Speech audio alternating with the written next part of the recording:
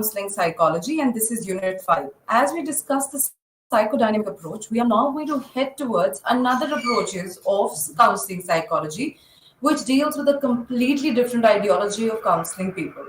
This is called the existential and humanism. We already had an introduction of this. Today we will go to the other aspects of existential and humanistic approach.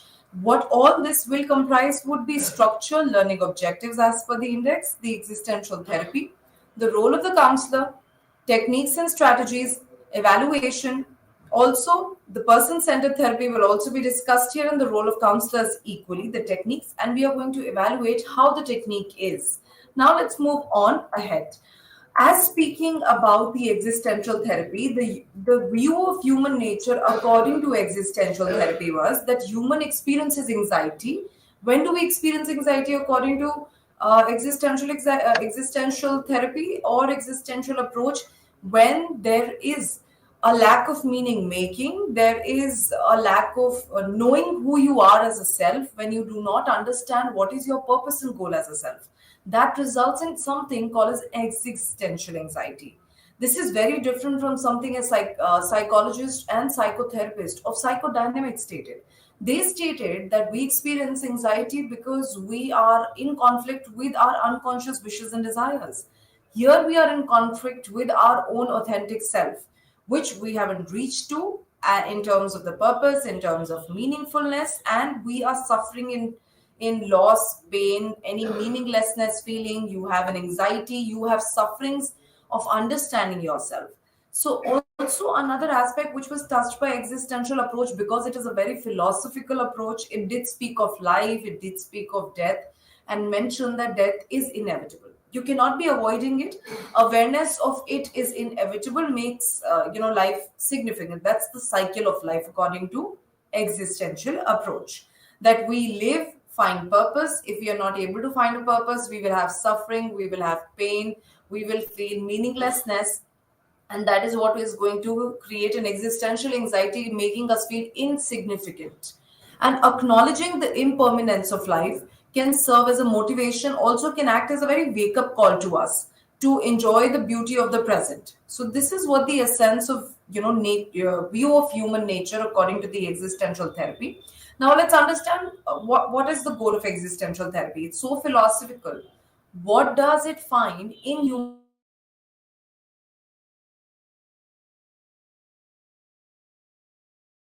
that makes people self-aware, embrace their authentic self, obviously, which is obviously becoming aware of who you are and all your purposes of life, re-owning your authenticity. So I'll just give an example. When we find, a very faded picture and we are not able to locate what the person looks like, and similarly, when you experience yourself as faded and you are not able to see yourself clearly, is lacking authenticity of self. And that is what existential approach will make you reclaim yourself authentically. Another goal that they talk help you achieve is being fully present in the here and now, understanding your relationship, taking charge and taking responsibility of your actions, and obviously broadening your perspective of looking at themselves, which is apart from the kind of perspective that they hold about themselves. We try to broaden their aspect of seeing themselves, being in the here and now, understanding and motivating themselves to be present right now. Also, this allows them to live in the present and not be dragged in the past. Another goal of existential is very varied. The kind of the therapy that you are going through or putting out is the kind of goal that you experience. So it's a greater acceptance of self, you greater acceptance of people, greater acceptance of situation, becoming more aware, exercising your own choice, exercising your own freedom, exercising your own responsibility. So, did you realize there are varied goals that can be achieved as per the context and situation that you're a part of? Then, this is what existential looks like, getting inside your own mind and seeking awareness about yourself. That's what the image tries to tell us about. Then, let's understand the role of counselors. Knowing that this is a very different therapy, knowing that this therapy usually states the fact that we are going to achieve something which is within you, provide you purpose, provide you authenticity. So how does the counselor, and what kind of a role does and responsibility does the counselor hold? Do they solve every problem for you? do they provide you everything like in the psychodynamic approach was the expert person, right? So if you have a psychotherapy given by Sigmund Freud, you get the ready-made answer, you get the ready-made a platter which is complete and a platter that holds all the answers. But here when we speak about the role of the counselor in existential therapies, understanding the subjective world of the client is first very primary to them. So which is understanding what is held by the client, what is their immediate understanding of themselves. So which is the primary self is understood of the client. They do not adopt a very objective approach, which is we don't keep concluding this is what the client is, this is what the client is. We don't do that. We're very open, we are flexible. Also, we do adapt a very detached stance because we cannot be attached to the client. Rather, we have to be caring and intimate in relationship with the client. So we are detached so that we hold the authenticity as counselor in existential therapy. But at the same time, we are detached and we are not going to be attached to their problem. Neither their problem and neither the client, nor the client. Then another way that they hold up to situation is blaming other or the situation is never an option. So we tell the client to take responsibility both of the situation and themselves. We never say that, okay, if you missed something, you will blame somebody else for that or blame the situation. We do not allow a very situational attribution here. We allow attribution, which is attribution is, the causes behind your behavior is usually taken up by you. Also, the client does not, the client does blame others for life condition. This is a human tendency. Whenever we are going through a problem, whenever we are going through a difficult condition, we tend to blame, and we most often blame people and others around us. So this is something which is extremely discouraged by the client. We usually promote them and allow and motivate them to contribute in their problem situation rather than distribute the problem situation to other people. Then the counselor invites client to become more self-aware, for also obviously because of the fact that awareness is the key. So we are always inviting question which is putting a mirror in front of them time and again and helping them understand what their life conditions are. They need to take up the responsibility and live life responsibly. Also, the journey is very unique. Like any other psychotherapy, existential therapies are also very unique and creative. The reason that we use the word creative is because here we are very flexible. We do not go to the most simplest way of blaming other people. We tell them to explore, we tell them to innovate, we tell them to dwell into themselves and have an understanding of the real world in a new perspective. So that is innovation. Then let's understand what is the client's experience in this therapy. So when speaking of existential therapy, knowing it's so philosophical, knowing that Viktor Frankl, we all know all the pioneer of existential therapy went through a major life crisis. And that's why, the therapy comprises of the vicious cycle of life problems, solving them, coming back to death, life problem, like that. So this concept came up because of the fact that all the three pioneers, including Viktor Frankl, who gave the major contribution, went through a greater deal of crisis that they had to solve, and that's where the purpose, the existence as a terminology came up to everyone's mind, and that's the reason this therapy does not talk about blaming other people and taking onus of your onus of your life and responsibility and freedom to choose whatever that you like. Now, understanding that what is the core and crux of existential approach, what are its goals, what's the role of the counselor, let's understand what the client will experience in the therapy. The client in the existential therapy plays a very active role. The reason, the therapist acts as a facilitator. We are not acting as an expert. We do not provide them everything made up on the platter and tell them to eat. No, we provide them the plate and tell them to organize their platter and eat it themselves. So we are not the expert. The reason that they play an active role is that in the process of reflection and exploration of the world, the client understands the various shade of themselves, understands the various behaviors, the various emotions of happiness, sadness, joy, obviously at times anger. All of this is experienced and understood by themselves. So this is increasingly making them aware of themselves. Also, hence, at times, might provide them a taste of existential freedom. So everything relies on the client. He has to play the active role to choose, pick, adapt, and move to the next stage. And speaking about what kind of techniques will the therapist or the counselor utilize here, Viktor Frankl stated that as a leader of the existential therapist, he stated that he emphasized a therapy which is called the soul therapy, which is called the logotherapy. It emphasizes on finding the meaning of life. Logo is soul and therapy is treatment, so it was the treatment of the soul. So he who stated has why to live can bear with almost anyhow. So which is true. So see this. What does this terminology on the screen suggest? Anyone who has the why of the living. So if you know why do you want to live, will always make a way through. People who do not have the why realize what's the why here, the purpose, the meaning, the existence. So once you do not have your existence, you do not understand why are you living, what are your goals for living, you will obviously not find ways to live for that life. This goes for everything. Remember the kind of relationship that you're a part of, the work profile that you're into. If you do not know why are you working, some people have goals to achieve something bigger, some people have goals to sustain their families, some people have goals to achieve just their creative self. It's not about the income. At times some people wants to achieve it just for a standard of living. So when we speak about all of this, remember the why is very clear, so they will always find their way and work well in their workplace. But if you do not know why are you working, remember you'll always going to experience this. Why should I do it? This is something I don't want to do. There are going to be a lot of crises, lot of existential issues at your workplace. So because you will never almost find a how.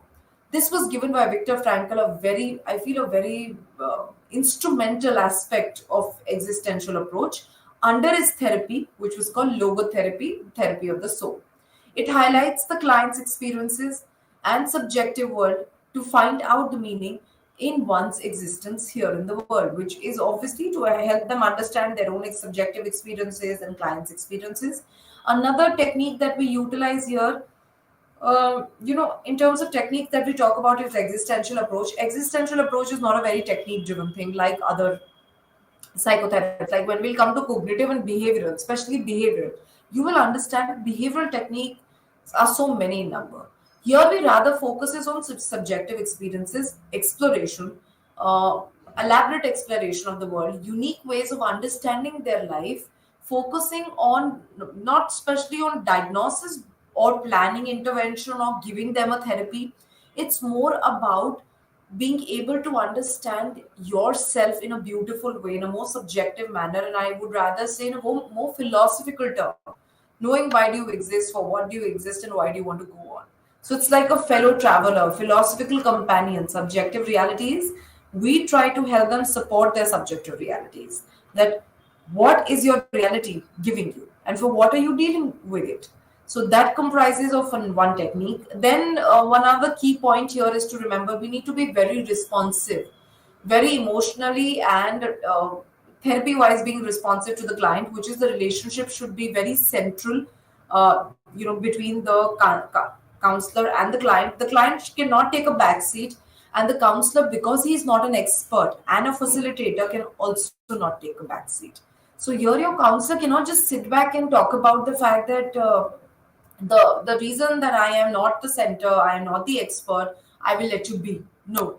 The key is being responsive. The key is being able to understand the problem and help them explore further. The kind of questioning that is done to the client is also very important by the therapist or the counselor. So they are not passive counselors here.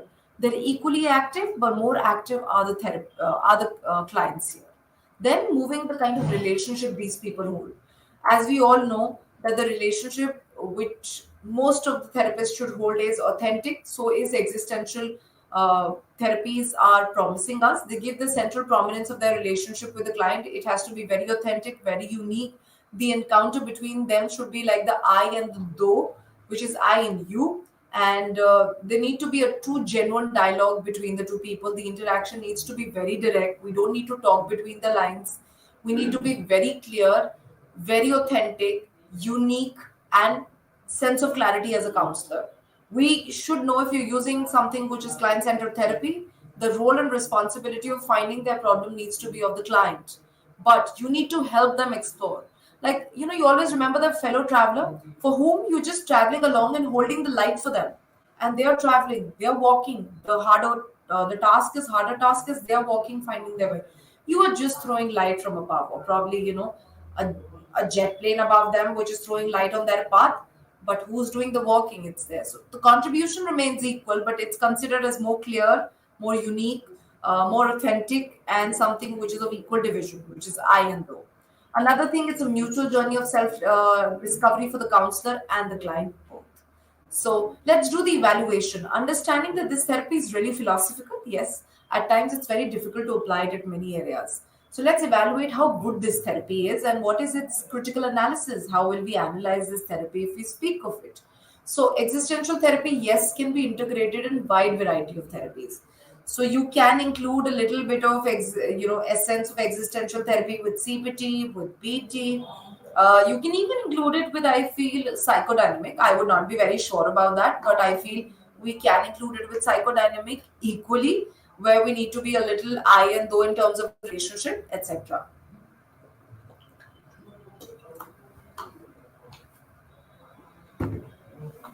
Also, it is argued that the relationship here is towards more like a positive psychology, we're helping them evolve positively, helping them affirm that the affinity towards authenticity, subjective experiences, personal growth, the agency towards responsibility, meaning of life is far more. And our major agenda is to help them explore towards personal growth. So these therapies can be used where people failing, having existential crisis. It can also be used with substance abuse very easily. It could be used with people with the diverse population, because existence as a problem is very common to all. Racial minorities, it could be used with homosexual concerns. We can use it with psychiatric patients also, but not of a griever concern. We probably cannot go with a schizophrenic dealing with an existential approach because they're already living in a virtual world. We probably will not be able to solve that problem. Another thing we need to know, this therapy has been highly criticized because it does not lack any system, does not have any organized principles, does not have much techniques. It's very influential and very motivating, but it cannot deal with greater issues of life, which is at times where need to be very driven, very activity oriented. This therapy does not work. Another major drawback is the amount of maturity and experience and training that the practitioner needs is of a great deal. Not everybody can deal with that process of, I feel, that maturity of what do you call this? We Not every psychologist will come with that thought process of meaning making, helping you understand your existence, helping you develop that human ideology about your life, the process of why did you come to life, what is the purpose of your life. Not every psychologist will have that great deal of maturity and that great deal of experience. So finding the right fit here as counselors is also a tough task, and not everyone can take that role and give you a successful therapy. Also, some regard existential therapy to be very individual centric, and as discounting on the social factors in shaping human concerns, which is, I feel true about it. When we're dealing with the crisis of people, dealing with their life problems, their motivational issues, their failures in life, we need to put the social construct between, because people fail in reason to how society tell them to work and they're not able to, or their work areas tell them to work. So that's the society, that's the social factors of completing something which is being given in the kind of ways, in the way of propaganda that the workplace has. But not everyone is able to do that. Some person has more creative ways of telling and doing that or experiencing that. So are we discounting the social factors? Do we tell that humans are not social beings? So if we are dealing with people through this therapy, way too philosophical, is very personal also. We are dealing with their problems as per them. We are dealing with the soul therapy. The logotherapy talks about their soul, and it's restricted to the person, how the person takes responsibility of their problems and about themselves. So I feel this is something a little individual centric, where we do not consider the social environmental factors into play. And I feel we cannot discount the social factors. We are all social beings, and that's what drives us in society. So this is what is the evaluation. of the existential therapy stated that it can be blended with a lot of therapy, but probably not is for all the problems. Also, at the same time, it lacks structure, lacks lot of principles and techniques, mostly very widely influential, yet is officially not embraced as approaches. So, while treating with people, existential therapy might not be used as a separate approach. We might put it along with something else. So that finishes with the logotherapy and the evaluation of logotherapy in existential. So let's just talk a little about understanding what are the dimensions of existential therapy at the last. See, with the motivation that people are suffering from existential crisis, understanding that they don't know why they feel alienated, why they do not have a purpose of life, which is the major component of this therapy, which limits our existence, I feel. As soon as you do not know what you're here for and what your life is giving you and what is the reason that you're here in life for, you do feel lost. And I feel a lot of times people are committing a lot of heinous crimes and sin is because they do not know what's the purpose of life. So to know the brighter side of life, which is courage, hope, liveliness, we also need to know the anxiety, the darker part of life. This is what they mention. Also, this approach recognizes the inquisitive nature of human approach, which is the responsible, the creative way of humans. Also, there are some dimensions which are given by existential, which is some dimensions what is a part of human nature. Human nature needs to be self-aware. That is, they all are very unique to one another. Everyone holds the capacity of being self-aware. Everyone holds the capacity to lead a very freedomful life, a freedom to choose what they want to, a choice of their own responsibility. Choice and responsibility again, which is human beings are master of their own destiny. You choose to, I always feel, whatever decisions that we take in life has a consequence. So we need to decide very thoughtfully and very responsibly. Why? Because we will end up living with the consequence of that decision. So ideally, we are the master of our own destiny, which is very correct by human existential approach. The third dimension is humans are basic, their basic need is to maintain their uniqueness, their individuality, be away from the others, have their own set of structure as their identity. So, which is true relationally and socially both. Also, it's an ongoing process. Existentialism is an ongoing process where we find purpose, values, we get stuck, achieve goals, again find purpose, values, get stuck, achieve goal. So, where we do experience meaninglessness, we do experience emptiness, and then we create a new life with our choice and the meaningfulness and the purpose is achieved. So self-awareness, the choice, our basic need to maintain our uniqueness, it's being an ongoing process as such. That completes with something which was stated as the existential approaches dimensions. Now let's move to person-centric approach. Person-centered approach was something which was largely given by Carl Rogers in 1940s, and the person-centered approach, like the term suggests, it's the client-centered approach. The client is at the center. The client is somewhere we focuses everything, and the person-centered approach uses a very phenomenological approach. Again, very what do you call that? Something which has phenomena and logic both. So something which has philosophy and logic both residing together. The focus is here is on the experiences of the person that you're treating or you're supporting or helping. How does that person experiences the world and the things around himself? So that's where our question mark comes in. Now, what is the view of person-centered approach about human nature? So PCT, which is person-centered therapy, said that its fundamental roots lies in the belief that each human is rational and worthy. So that means inherently we uh, we know that we what is the right for us and what is worthy for us. So this is a human nature which PCT stated, which is person-centered therapy stated, that the fundamental belief is that they believe that humans know their worth and humans are very rational in their approach to life. Also, PCT believes that people try to work towards becoming the best version of themselves.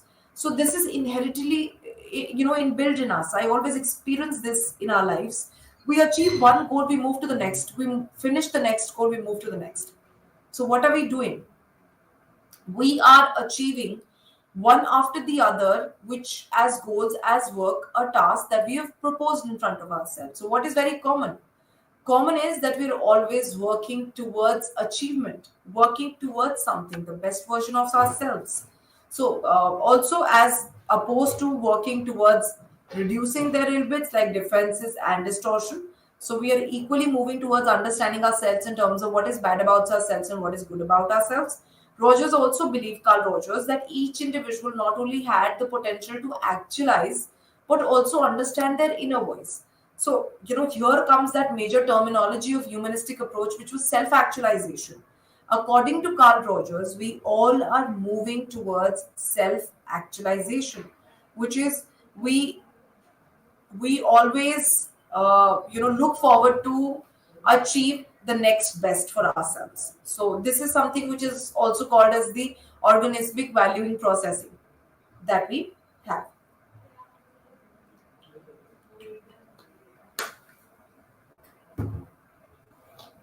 This is what person-centered approach look like, and we deal with, which is, yeah, we deal with school, lifestyle, the loved ones, the work, and the health issues very focusedly. Although all of those experiences which deals with us, all of those experiences that talks about providing, helping us actualize at workplace, lifestyle. Also nowadays people are getting working towards making their lifestyle better, because lifestyle is also becoming like a disease. We need to improve that, we need to make sure that it works well. So this is the way the human nature is sought out and seen according to PCD. Another key approach, which I stated, self actualization. Self actualization is the driving force of Carl Rogers' thought process, also, which is they feel that actualization is the highest point that we all want to achieve, which also influences the way we behave with people, the way we emote with people. And another major focus of Carl Rogers was self. His entire theory was built around the understanding of self that we will now understand, and finding the meaning, understanding what the self comprises of. And he mentioned this theory is as self theory. Now let's understand, according to Carl Rogers, why did psychological distress come to us? So, what was the reason that we experienced something which was psychological distress, any kind of disease, any kind of problems? The reason, according to Carl Rogers, lied under the concept of his self theory. He gave us a very beautiful understanding that, within our real experiences, we differentiate ourselves to be in two ways. So there is a self which is the real self. The real self is the self which is the actualizing self. The real self is your real one. How do you actually feel? What do you want to be? What do you want to do? How do you want to regard people? How do you regard yourself? How do you view yourself? That's how you feel, which is your real aspect. And then there's another self, which is stated as the self, which is the concept self, which is considered as the ideal self. Why it is called the concept self? This is how you strive to be. This is what you want to become. This is what you are achieving to become. So this use terms like ambition, striving, self-worth. So this is how your expectations are, that this is what I want to look like at a time, and this is who I am. So the entire psychological distress was through the interaction of the two. The self-concept influenced by the society and his expectations from the individual. And remember, there are going to be gaps between your real and ideal self. Who you are and what you want to be will always have gaps. Remember, it's very difficult to be very equivalent. This is what I am and this is what I want to be. It gets very difficult. Remember, the biggest of business holders of our country, Ratan Tata, even Ambani's, they are striving every day for a bigger thing. Remember, their real self is also not equivalent to the ideal self. There's a gap between the two. They are, thinkers every day. Now, when the gap is a lot and the overlapping between the real and the ideal self is very less, remember, there comes incongruency. Incongruency is, a feeling where a state of overlap between the real and the ideal self is less, which is what you feel about yourself, and what you want to become is very less. So what is the problem here? Your ideal self does not really fulfill your real self criterias, which means you are not. I'll give you a simple example. When children talk about the fact that we want to be entrepreneurs in the next 5 years, great. That's like an ideal self. Want to be, building up people, giving employment to the hundreds of people, and this is my idea, etc. This is their striving, the ambition, and the worth that they carry. What is their real self? Actualizing potential. What are they doing for it? Nothing. Do they have a business plan? No. Do they have finances? No. Do they have sponsors for their work? No. So, did you realize they just have an idea in the beginning? They don't have a self regard of what they have done, and actualizing potential is completely missing. Don't you feel there's going to be a very less overlap between the two? There's going to be very less, a similarity between the real and the ideal self. It's going to be very tough. So when an individual in the society experiences congruence, remember they feel negative about themselves, they feel defeated, they experience dissatisfaction, unhappiness. So when an individual in society is fed with the notion of what she should be and how she should act and how she should develop, that leads to the development of learned conscious self. So such a learned conscious self will never develop a I feel will never develop an ideal self. This learned conscious self is completely based on expectations of what the society is given. Remember what's going to be a congruent self, a happy, satisfied self, when the real self is completely, not completely, but largely overlapping your ideal self, which is your self, which is the real experiences are overlapping your concept self. Give you an example. Let's take the same example. The person who wants to be an entrepreneur and is looking forward to it. So what is that person doing?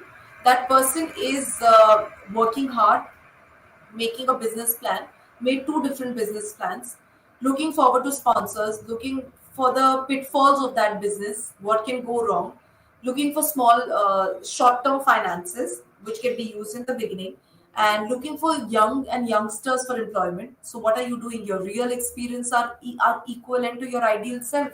Your self-worth is matching your actualizing potential. So the congruency is going to be high. You're going to be satisfied. There's going to be a state of happiness and contentment.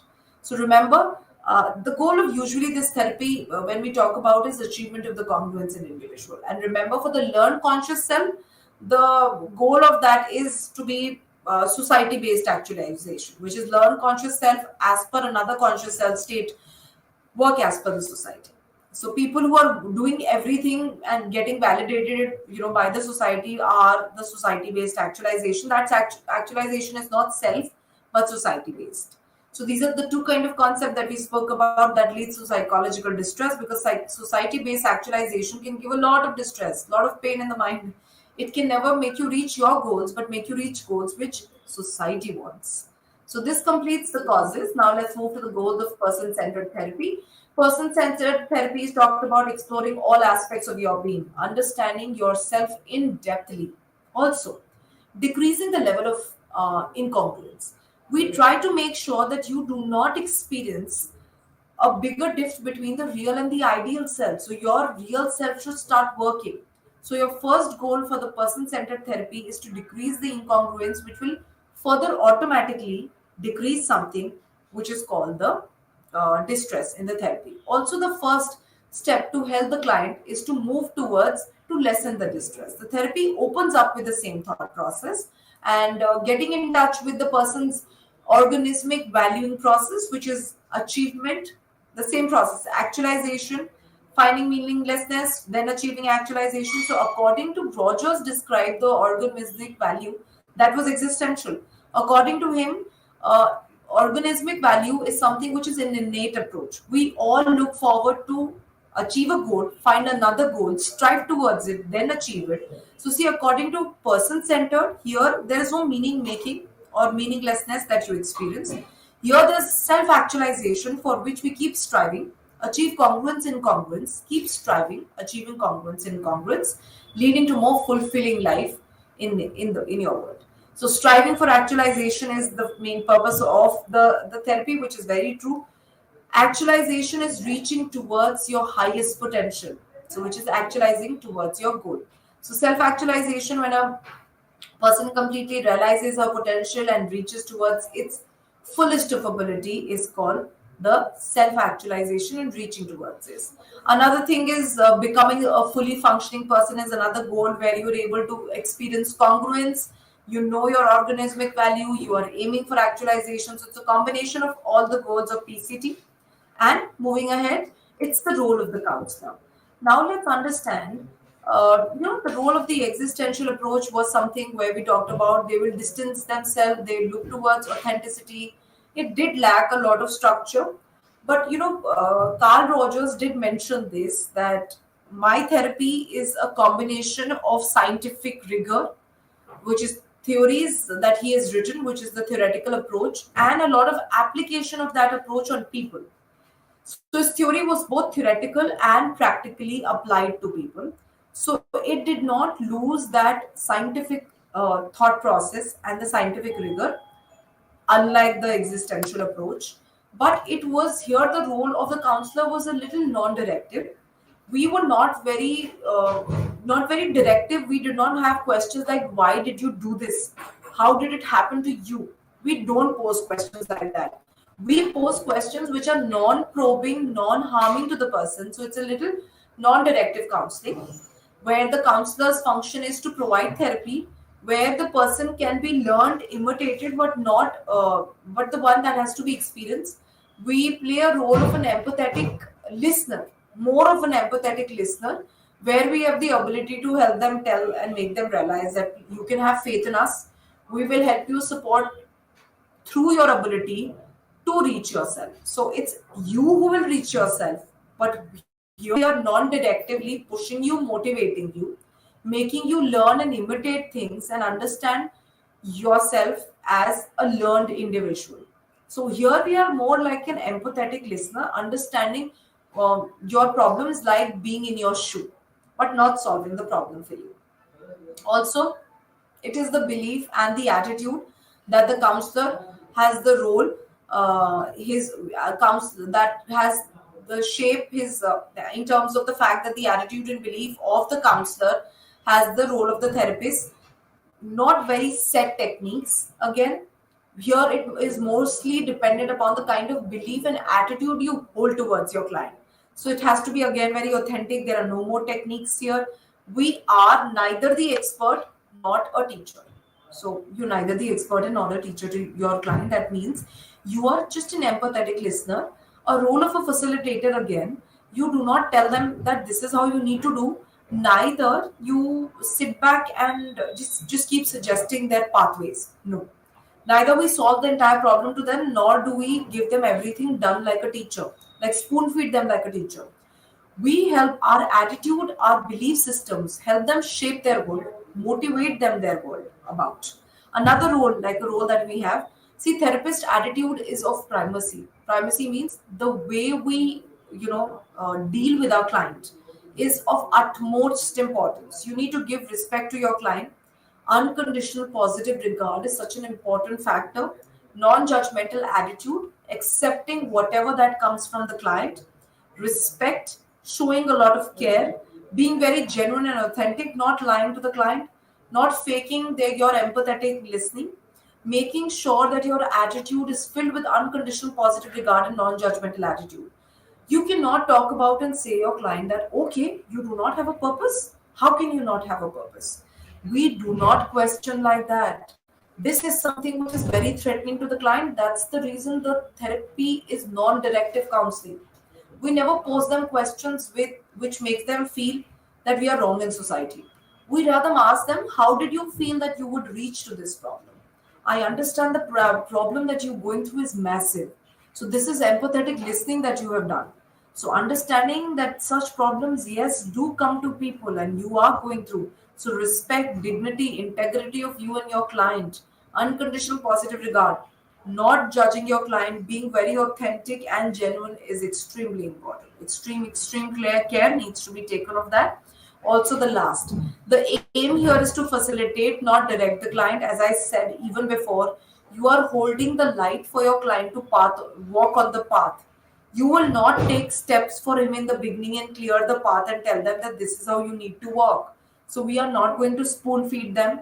We help them to be open towards exploration and tell them that this is how you need to be. We do not do all of this. We rather facilitate them, show them light, do not spoon feed them. Rather tell them this is your path. You walk us and tell us how it becomes for you. So you find your own things, explore yourself, know your questions and know your answers. This is the way the role of the counselor is submitted in the therapy of person-centered therapy. It's also defined as a client-centered therapy equally. Now, coming to the client's experiences, again, very important it is. Speaking of client, when we understand that what do we know about the therapist, we need to understand what is the client doing here.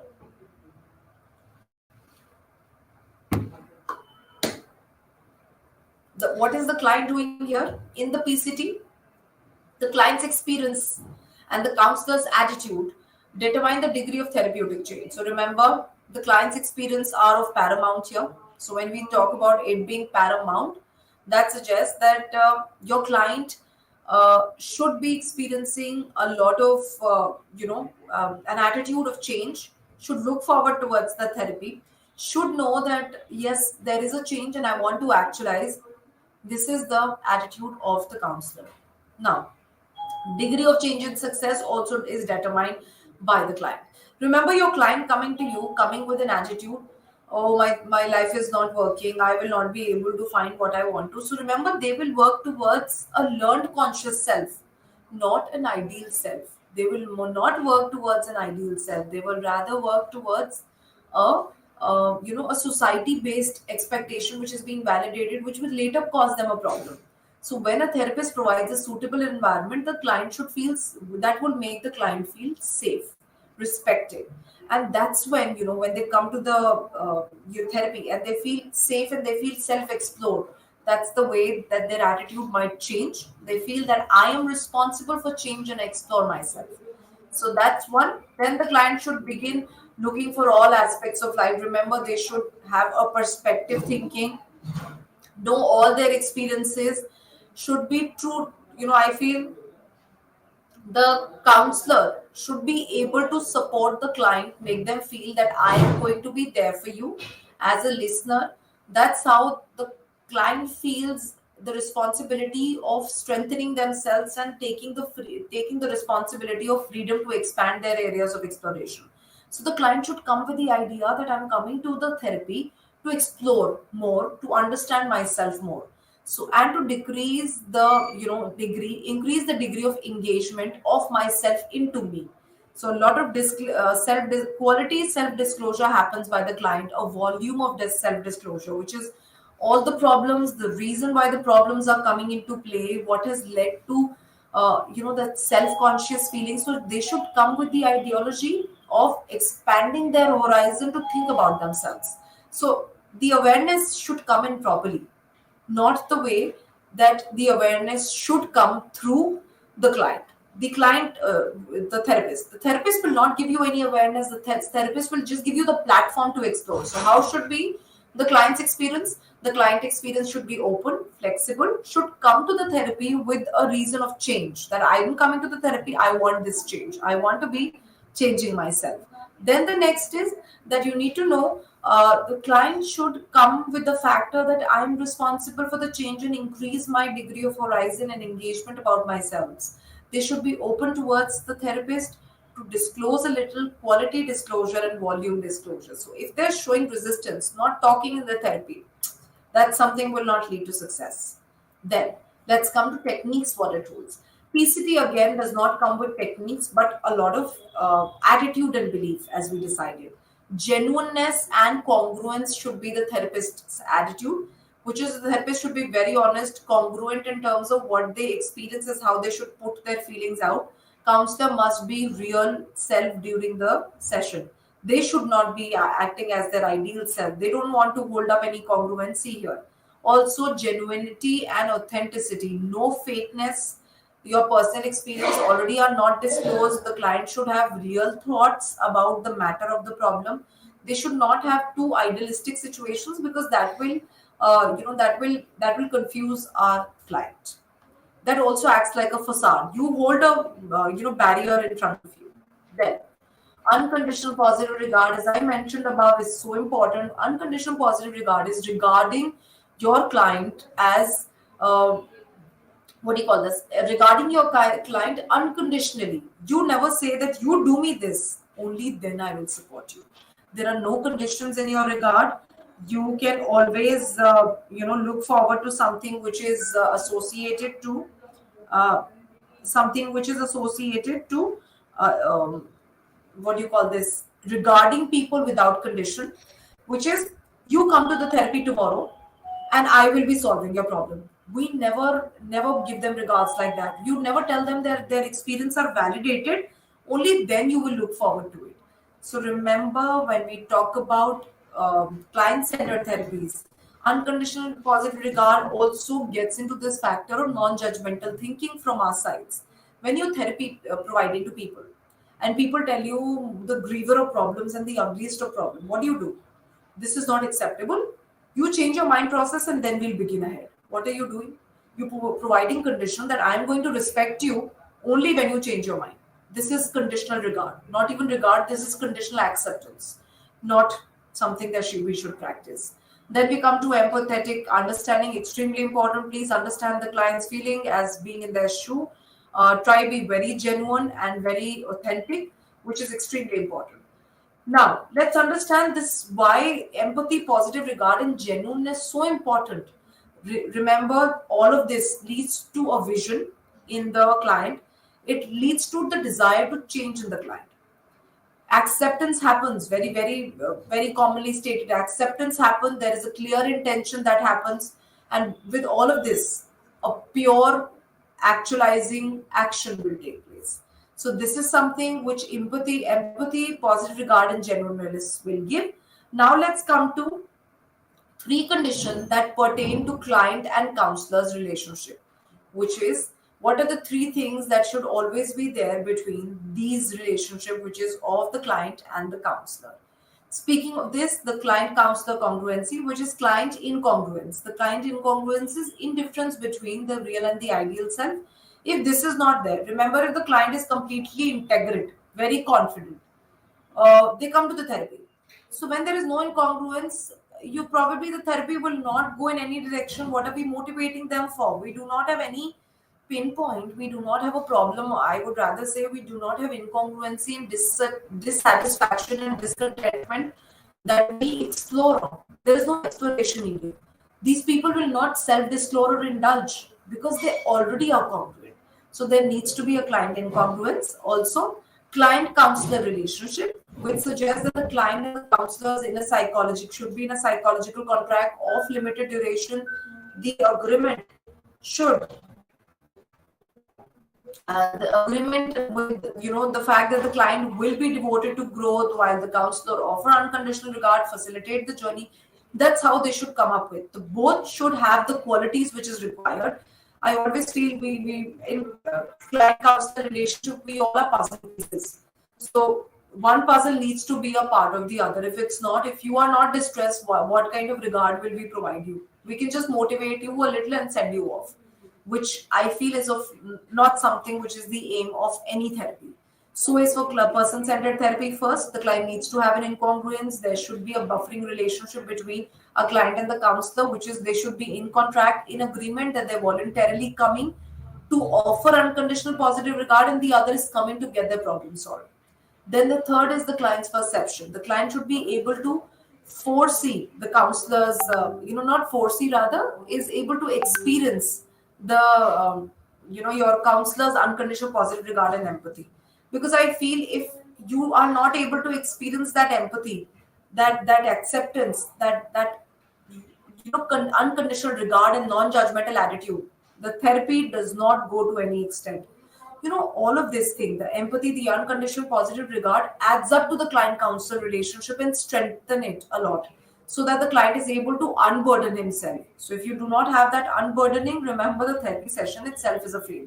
It does not work through. So these are three important, pertaining factors for the PCT, which is person-centered therapy.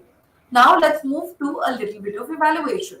As evaluating all, person-centered therapy, as the term suggests, was also stated as the client-centered therapy, where we put forth the client in the beginning, like client in the center. So the therapy shifted the scope and the culture of the of culture therapy a lot. In this approach, it empowered the clients a lot. So here we look forward to take away a little strength from the therapist, but give a lot of strength to the counselors. Sorry, to the clients. So here the role of the client is far more empowering and far more impressioning than the counselor. Because the role of the client himself is to find his journey, explore, be flexible, be innovative, actualize, keep actualizing, achieve their actualization, and again get back to something which is the regular course of living. So, when we speak about this, remember they are far more empowering. There is a demystified therapeutic techniques by moving away from the technical jargon, which is very true. Speaking of this, I feel I should not be saying, but this therapy does not have much of technical jargons. You don't have something which is very difficult, like transference, counter transference, resistance. That all of this is not used here. So it's a very simplistic technique which talks about helping you achieve your goal, giving you regard, not being judgmental to you. So there are no technical jargons also which are present here. Also, PCT is very suited for early phase of intervention. Person-centered therapy can be used with maximum psychological therapy in the beginning, so that we can neutralize the for milder problems, especially the people going through anxiety, lighter depression, going to failures in life. This kind of early intervention of PCT is very successful for those problems, which is milder problems and problems which are of moderate difficulty. It can be applied for individual setting. It can also be applied for group settings. These therapies can also be applied for group setting. Problems are alike. And problems like anxiety, alcoholism, psychosomatic problems, interpersonal difficulties like suicide, depression, personality disorders, and cancer healing. PCT is one of the kind of therapy. So, apart from existential, PCT is far more applicable than existential's logotherapy, and it's far more what do you call this? It's more changing, individual changing, exploration, actualizing, reaching towards your goal, making you more integrate. So that's another thing. Now let's come to some limitation, because all of them have some limitation, and we need to know that PCT does come with a little, because it does not have any sort of fixed techniques, but it has attitudes and belief, as I started. Empathy, genuineness, these are attitude. These are not techniques. We do not have techniques. Like when we move toward behavioral techniques, you will see functional techniques, action oriented techniques happening. Here we have nothing like that. We do not hold anything. So that's the biggest shortcoming. We do not take in consideration of learning also, and non-verbals are also not taken into consideration.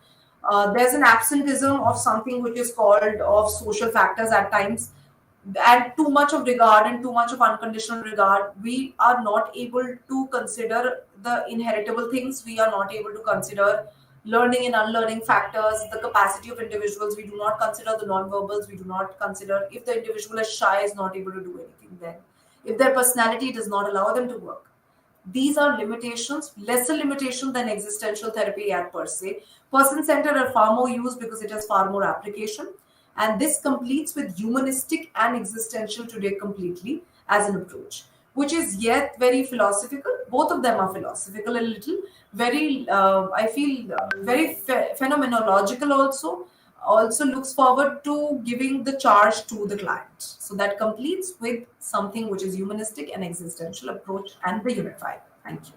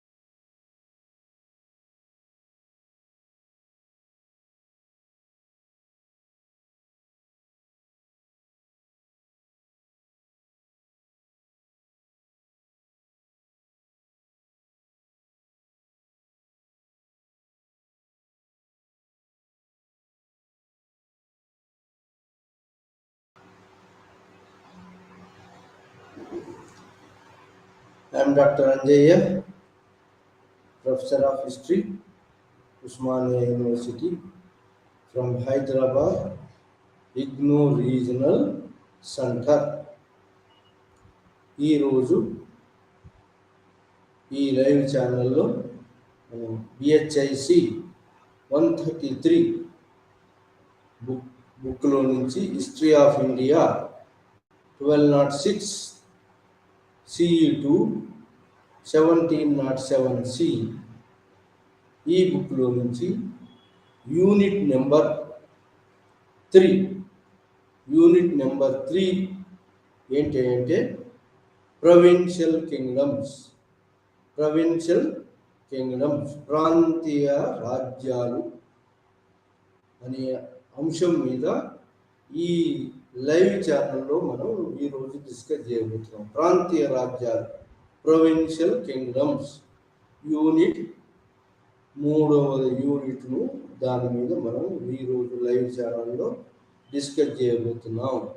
హిస్టరీలో మరి బిహెచ్ఐసి 133 బుక్లో నుంచి unit number 3 అది provincial kingdoms అంటే ప్రాంతీయ రాజ్యాల మీద అవి ఆవిర్భావం ఎలా జరిగింది, మరి వాటికి ఏమేమి ప్రొవిన్షియల్ కింగ్డమ్స్ ఉన్నాయి, మరి అవి పాన్ ఇండియా అంటే పెద్ద సామ్రాజ్యంగా ఎందుకు రాలేకపోయినాయి, వాటి నేచర్ ఆఫ్ స్వభావం ఏంటి అనే అన్నిటి కూడా మనం ఈరోజు లైవ్ ఛానల్లో డిస్కస్ చేయబోతున్నాం.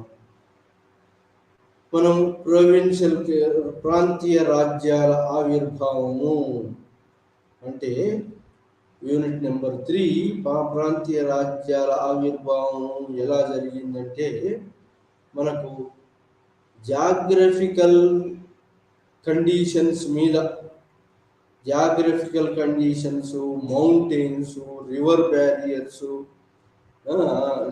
నదులు, మరి ఈ అన్ని భారతదేశంలో ఉన్న ప్రాంతాలను లోకల్ జోన్స్గా చేస్తుంది.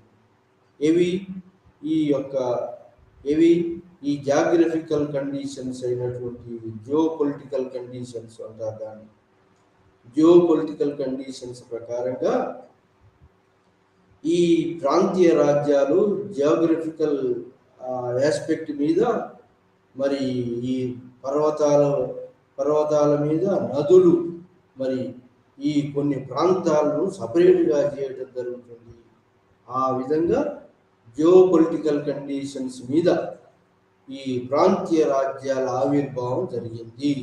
మన భారతదేశంలో మరి ఎన్నో ప్రాంతాలు వాటి చుట్టూ పర్వతాలతోటి లేదా నదులతోటి, మరి ఏదో పీఠభూములు, ఎత్తైన పీఠభూమితోటి, ఘాట్స్ తోటి, ఈ విధంగా ప్రాంతీయ రాజ్యాల జియోపొలిటికల్ కండిషన్స్ ప్రకారంగా ప్రాంతీయ రాజ్యాలు ఏర్పడతాయి అనేటువంటిది ఒక అంశం,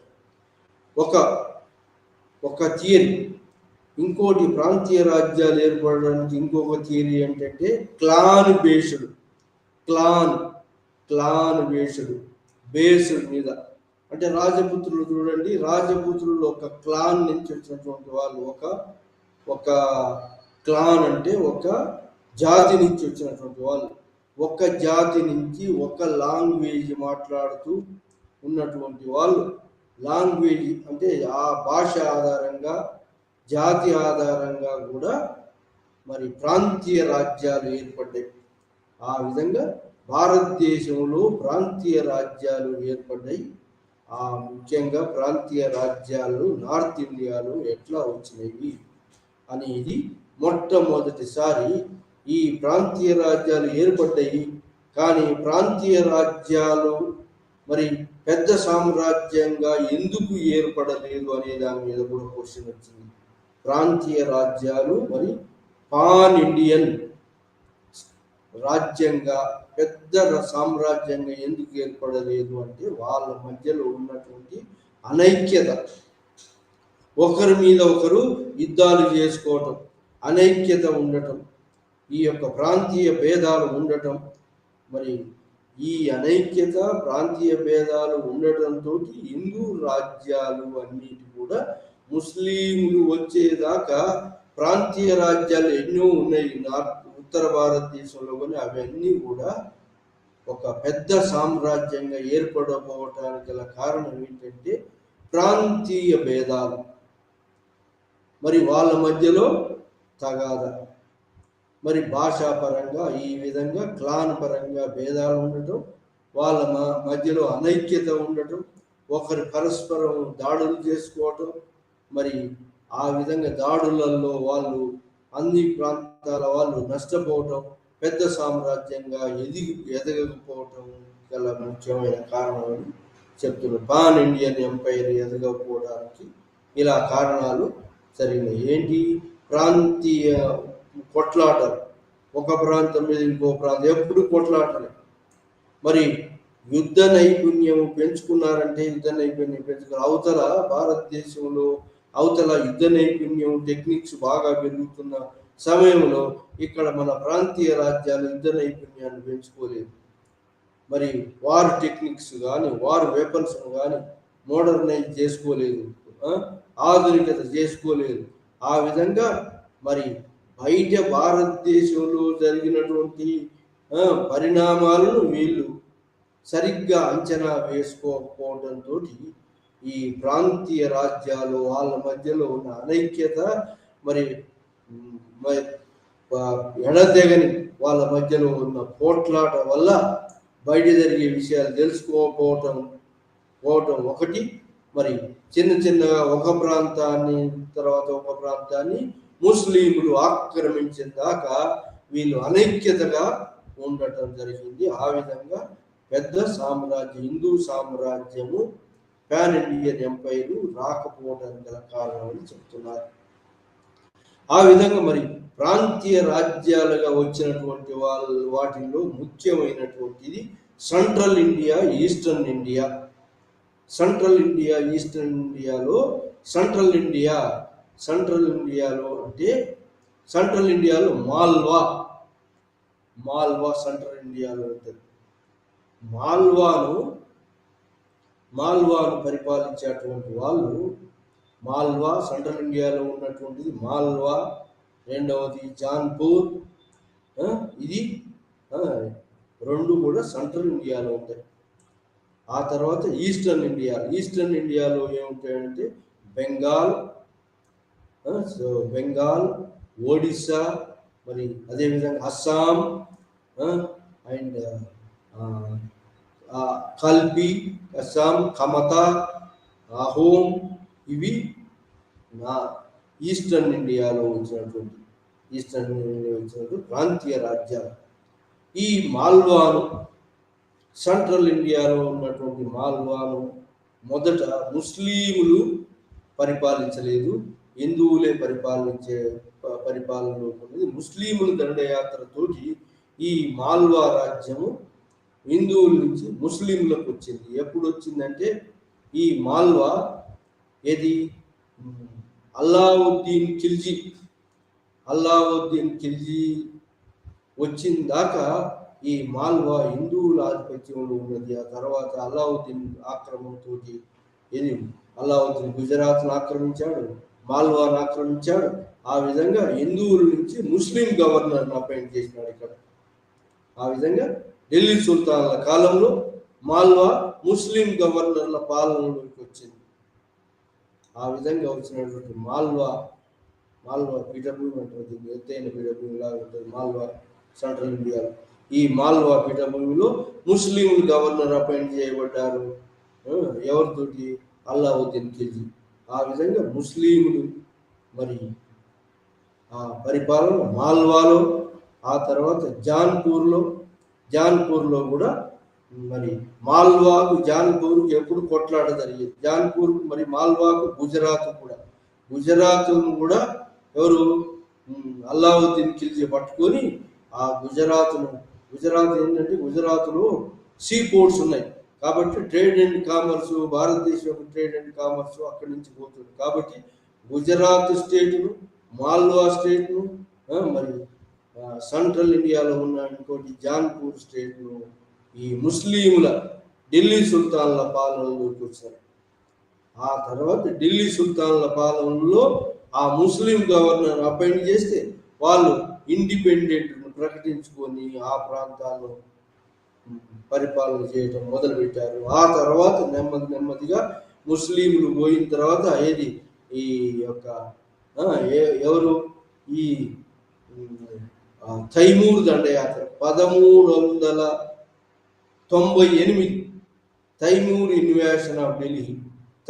ఇన్వేషన్ ఆఫ్ ఢిల్లీ మీద దండయాత్ర చేసేటప్పటికి ఢిల్లీని ఆక్రమించుకున్నాడు తైమూర్ 1398 సిఈలో.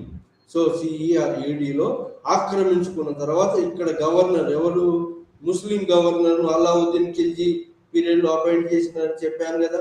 సో కాబట్టి అక్కడ ఉన్నట్లు ముస్లిం గవర్నర్లు మాల్వాను పరిపాలించే వాళ్ళు అనుకోండి, జాన్పూర్ పరిపాలించే వాళ్ళు అనుకోండి, గుజరాత్ను పరిపాలించేటువంటి ముస్లిం గవర్నర్లు అందరూ కూడా ఇండిపెండెంట్ ప్రకటించుకున్నారు.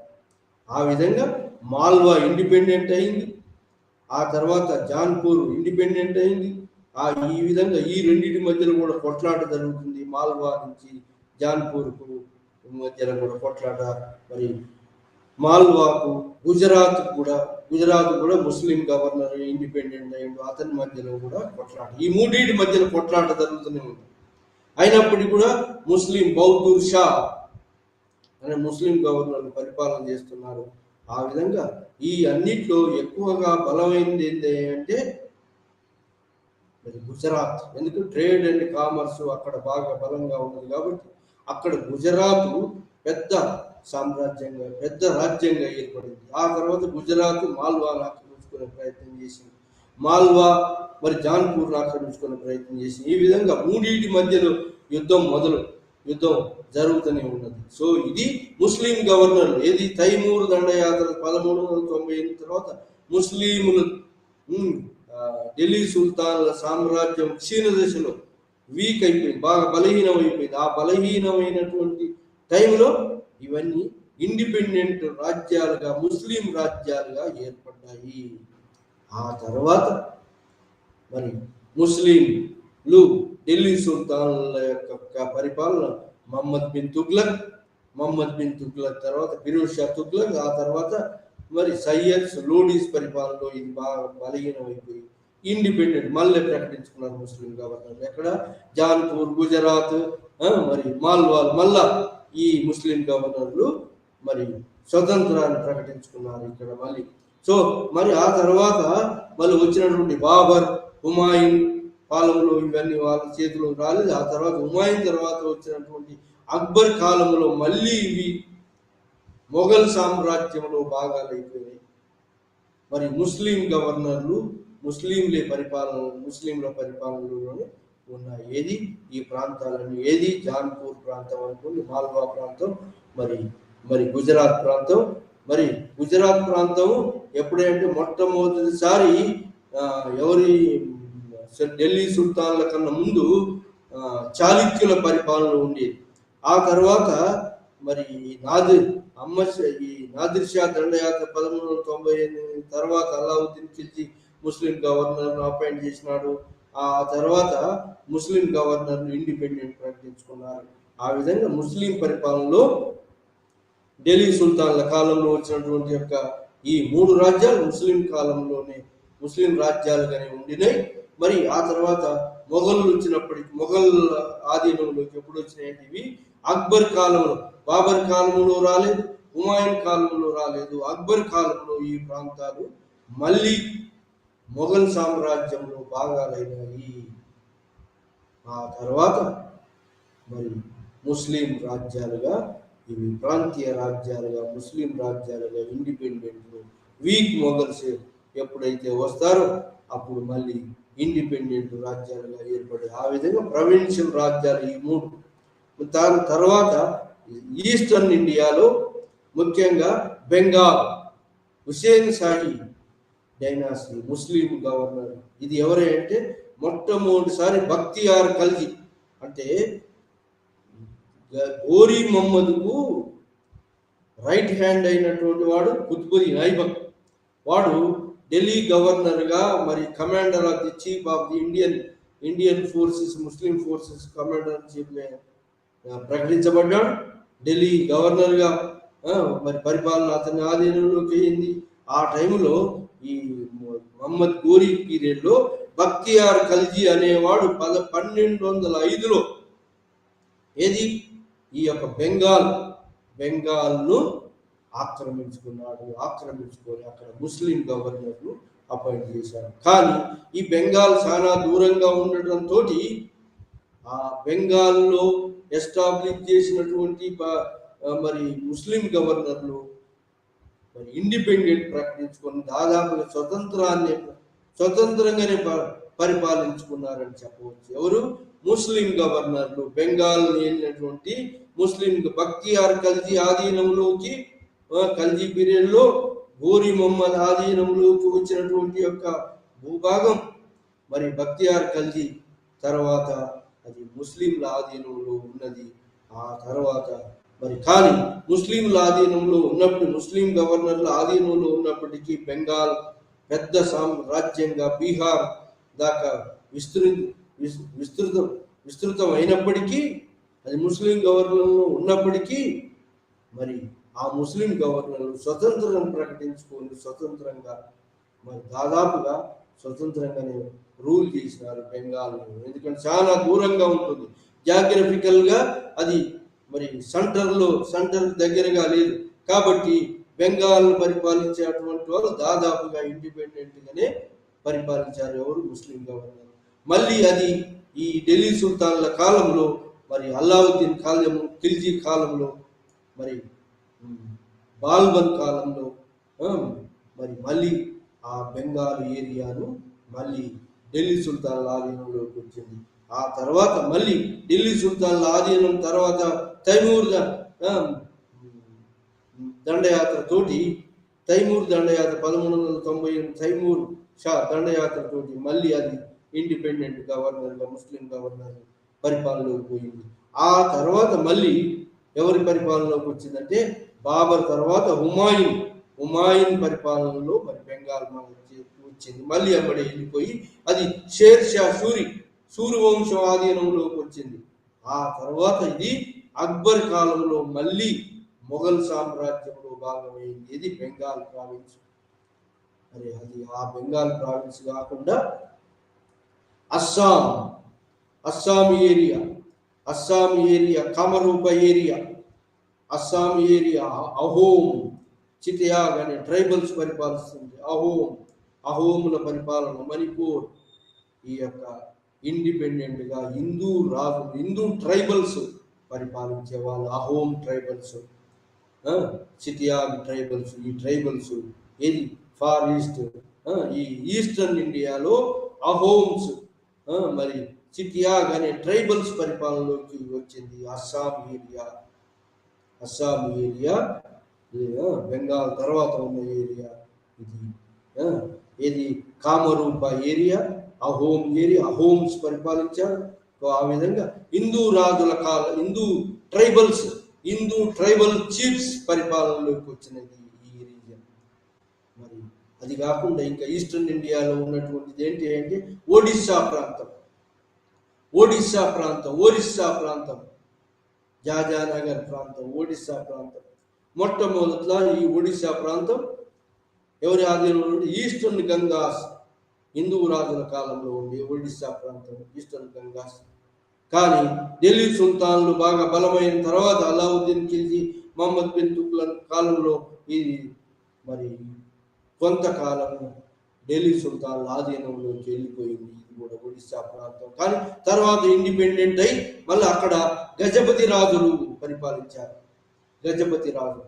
మహమ్మద్ బిన్ తుగ్లక్ తర్వాత ఇది కూడా స్వతంత్రం ప్రకటించుకొని మళ్ళీ హిందూ రాజులు మళ్ళీ వచ్చారు. మొట్టమొదటి ఈస్టర్న్ గంగాస్ హిందూ రాజులు ఏది కోనార్క్ సూర్య దేవాలయం, మరి ఈ యొక్క కోనార్క్ టెంపుల్స్, బలభద్రాజ టెంపుల్, సూర్య దేవాలయం, మరి ఈ హిందూ దేవాలయాలను కట్టించిన ఈస్టర్న్ గంగాస్ పరిపాలనలోకి వచ్చిన తర్వాత టెంపరీగా కొన్ని సంవత్సరాలు ఇది ముస్లిం పరిపాలనలోకి పోయినప్పటికీ మళ్ళీ ఇండిపెండెంట్గా స్వతంత్రం పొంది గజపతుల కాలంలో మహమ్మద్ బిన్ తుగ్లక్ తర్వాత నాదిర్ షా దండయాత్ర తర్వాత తైమూర్ ఈ తైమూర్ 1398 దండయాత్ర తర్వాత మరి ఇది మళ్ళీ ఇండిపెండెంట్ ప్రకటించుకొని మరి ఇక్కడ మళ్ళీ ఏది గజపతులు పరిపాలనలోకి వచ్చినారు. ఆ విధంగా గజపతులకు విజయనగర రాజులకు కంటిన్యూస్గా యుద్ధం జరిగింది. ఆ విధంగా గజపతులు ఎక్కడి దాకా రాజమండ్రి దాకా కృష్ణా నది దాకా ఆక్రమించుకున్నారు గజపతి రాజు, ఒడిస్సా రాజు, కళింగ రాజులు. సో ఆ విధంగా గజపతి రాజులకు, కృష్ణదేవరాయలకు, విజయనగర రాజులకు ఎడతెగని యుద్ధాలు జరిగినాయి. ఈ గజపతి రాజులు కొండపల్లి దాకా ఆక్రమించుకున్నారు. కానీ విజయనగర రాజులు వాళ్ళను మరి వెనకకు నెట్టేసి కృష్ణా నది బార్డర్గా రాజమహేంద్రవరం అవతల మాత్రమే ఉంచారు. మిగతాది గజపతి రాజులు, విజయనగర రాజులు, కృష్ణదేవరాయల కాలంలో సంధి చేసుకున్నారు. అతని యొక్క రాజు డాటర్ని ఇచ్చాడు కృష్ణదేవరాయలకు. సో ఆ విధంగా సంధి జరిగింది. ఆ తర్వాత మళ్ళీ గజపతులకు విజయనగర సామ్రాజ్యం క్షీణించిన తర్వాత గజపతి రాజులు ఎవరికంటే ఈ ప్రాంతాలను, కోస్టలాంధ్ర ప్రాంతాలను మళ్ళీ తెలంగాణలో ఉన్నటువంటి బహుమనీయులకు అప్పచెప్పడం జరిగింది. ఆ విధంగా బహుమనీయులకు మరి గజపతులకు మధ్యలో కూడా యుద్ధాలు జరిగినాయి. ఈ విధంగా ప్రాంతీయ యుద్ధాలు, ఎడతెగని యుద్ధాలు జరగటం వల్ల ఈ రాజులు బలహీనమైపోయినారు. ఆ విధంగా మరి ఆ తర్వాత నెమ్మదిగా మరి ఢిల్లీ సుల్తాన్ తర్వాత మొఘల్ ఆధిపత్యంలోకి అక్బర్ కాలం దాకా ఈ ప్రాంతాలు మరి హిందూ రాజుల చేతుల్లో ఉన్నాయి.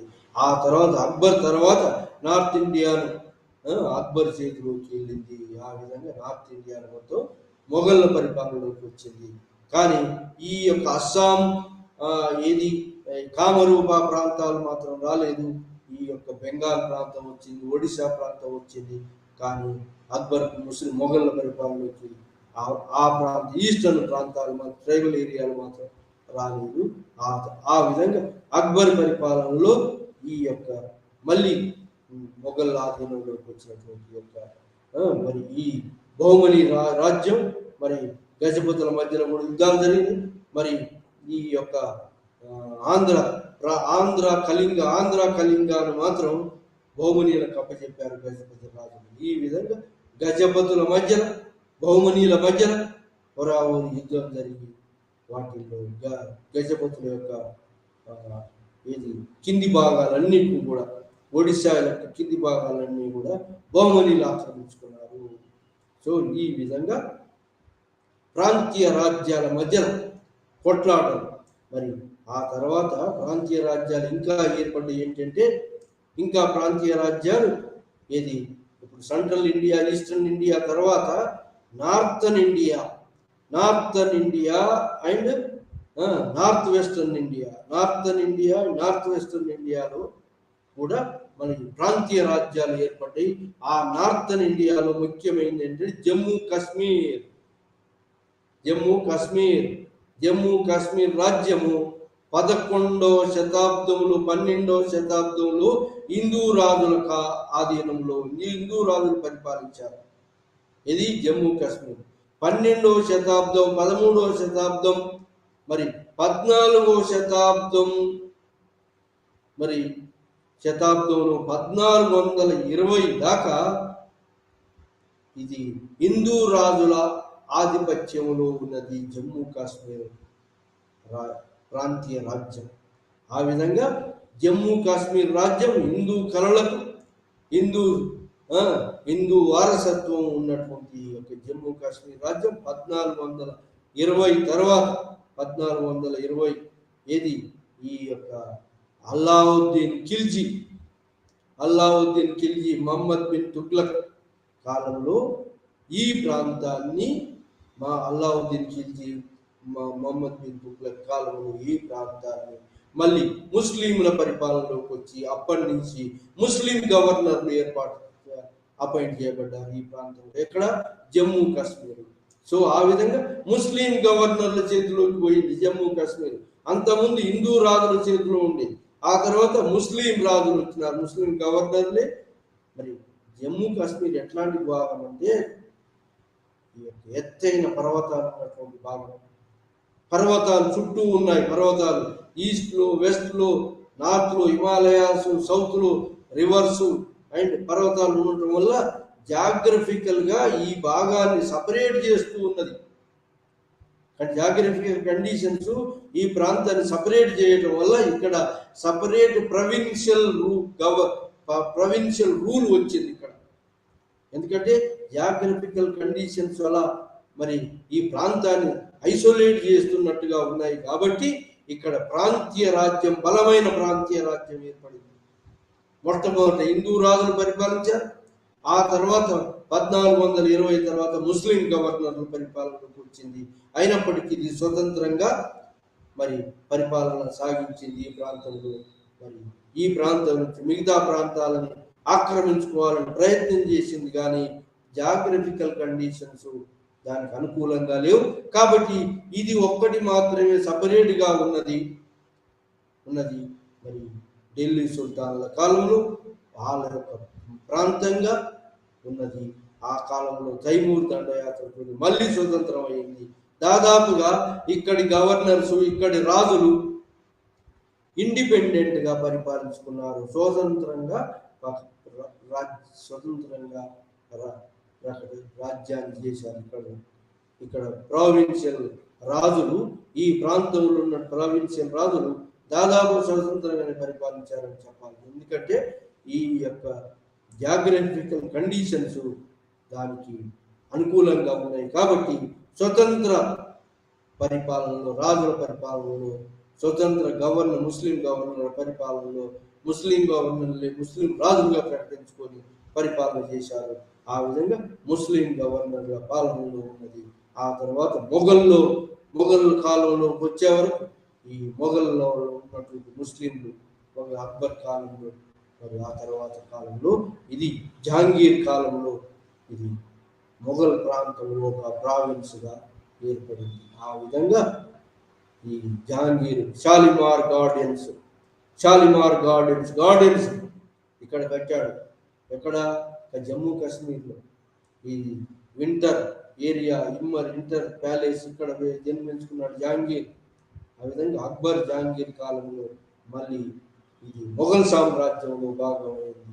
ఆ తర్వాత మరి నెమ్మదిగా ఇది ఔరంగజేబ్ కాలం వచ్చేవరకు ఇది స్వతంత్రంగా ముస్లిం గవర్నర్ పరిపాలనలో వచ్చేసింది. ఇది జమ్మూ కాశ్మీర్ యొక్క మరి ప్రాంతీయ రాజ్య పరిపాలన. ఆ తర్వాత మొట్టమొదటిలో హిందూ రాజులు, ఆ తర్వాత ముస్లిం రాజులు, ముస్లిం గవర్నర్లు రాజులుగా ప్రకటించుకొని పరిపాలన చేశారు.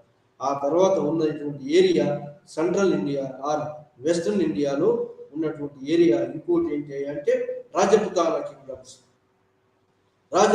కింగ్డమ్స్ లో రాజపుత్రులు పరిపాలించారు. రాజపుత్రులు నేను ఇంతకుముందే అనుకున్నా, రాజపుత్రులు క్లాన్ బేస్డ్ అంటే తెగ బేస్డ్గా ఊనులు దండయాత్ర మైగ్రెంట్స్ బయట నుంచి వచ్చినటువంటి వాళ్ళు, గుర్జర ప్రతిహార రాజ్యాన్ని పరిపాలన చేసినటువంటి యొక్క వాళ్ళు, గుర్జర ప్రతిహార, చందేలాస్, మరి పారామారాస్ ఆఫ్ ఢిల్లీ, చౌహాన్స్ ఆఫ్ ఢిల్లీ, వీళ్ళు ఈ రాజపుత్రులు. మరి తైమూర్ ఈ రాజపుత్రుల కింగ్డమ్స్, ఈ రాజపుతాన ఏరియాలో మళ్ళీ ఢిల్లీ సుల్తాన్లు ఎప్పుడైతే తైమూర్ దండయాత్రతోటి 1198 వీక్ అయిందో అప్పుడు స్వతంత్రాన్ని ప్రకటించుకున్నారు ఈ రాజులు. మరి ఇవి ఎట్లా ఏర్పడ్డాయి అంటే మొట్టమొదటిగా ఈ రాజపుత్రులు క్లాన్ బేస్గా తికా అనేటువంటి ఒక సోషల్ బేస్ ఉన్నది వీళ్ళకి. తికా అంటే ఏంటంటే ఒక చీఫ్కు, వాళ్ళ ఎల్డర్ చీఫ్కు వాళ్ళు అంతా సబ్మిట్ చేస్తూ వాళ్ళు బోగా అనేటువంటి పన్ను చెల్లించేవారు. ఆ విధంగా క్లాన్ ట్రైబల్స్, రాజపుత్రులు ట్రైబల్స్ అంతకుముందు వేరే ట్రైబల్ బిల్స్, అంతకుముందు హిందూ ట్రైబల్స్ బిల్స్ వాళ్ళు ఉండేవాళ్ళు. వాళ్ళు పోయిన తర్వాత ఈ రాజపుతాన ఏరియాలో రాజపుత్ర ట్రైబల్స్ వచ్చినారు. ఈ ట్రైబల్స్ ఏంటి అంటే ఎలా రూల్ చేసినట్టు రాజపుతాన ట్రైబల్స్, రాజపుతాన ఏరియాలో ట్రైబల్స్ మేర్వార్ ప్రాంతంలో మేర్వార్ ప్రాంతంలో ఈ ట్రైబల్ చీఫ్స్కు వాళ్ళు ఏది ట్రైబల్ క్లాన్స్ వాళ్ళ యొక్క ఫ్యామిలీ వాళ్ళు సబార్డినేషన్ ఒప్పుకొని వాళ్ళు ఒక పన్ను చెల్లించేవాళ్ళు.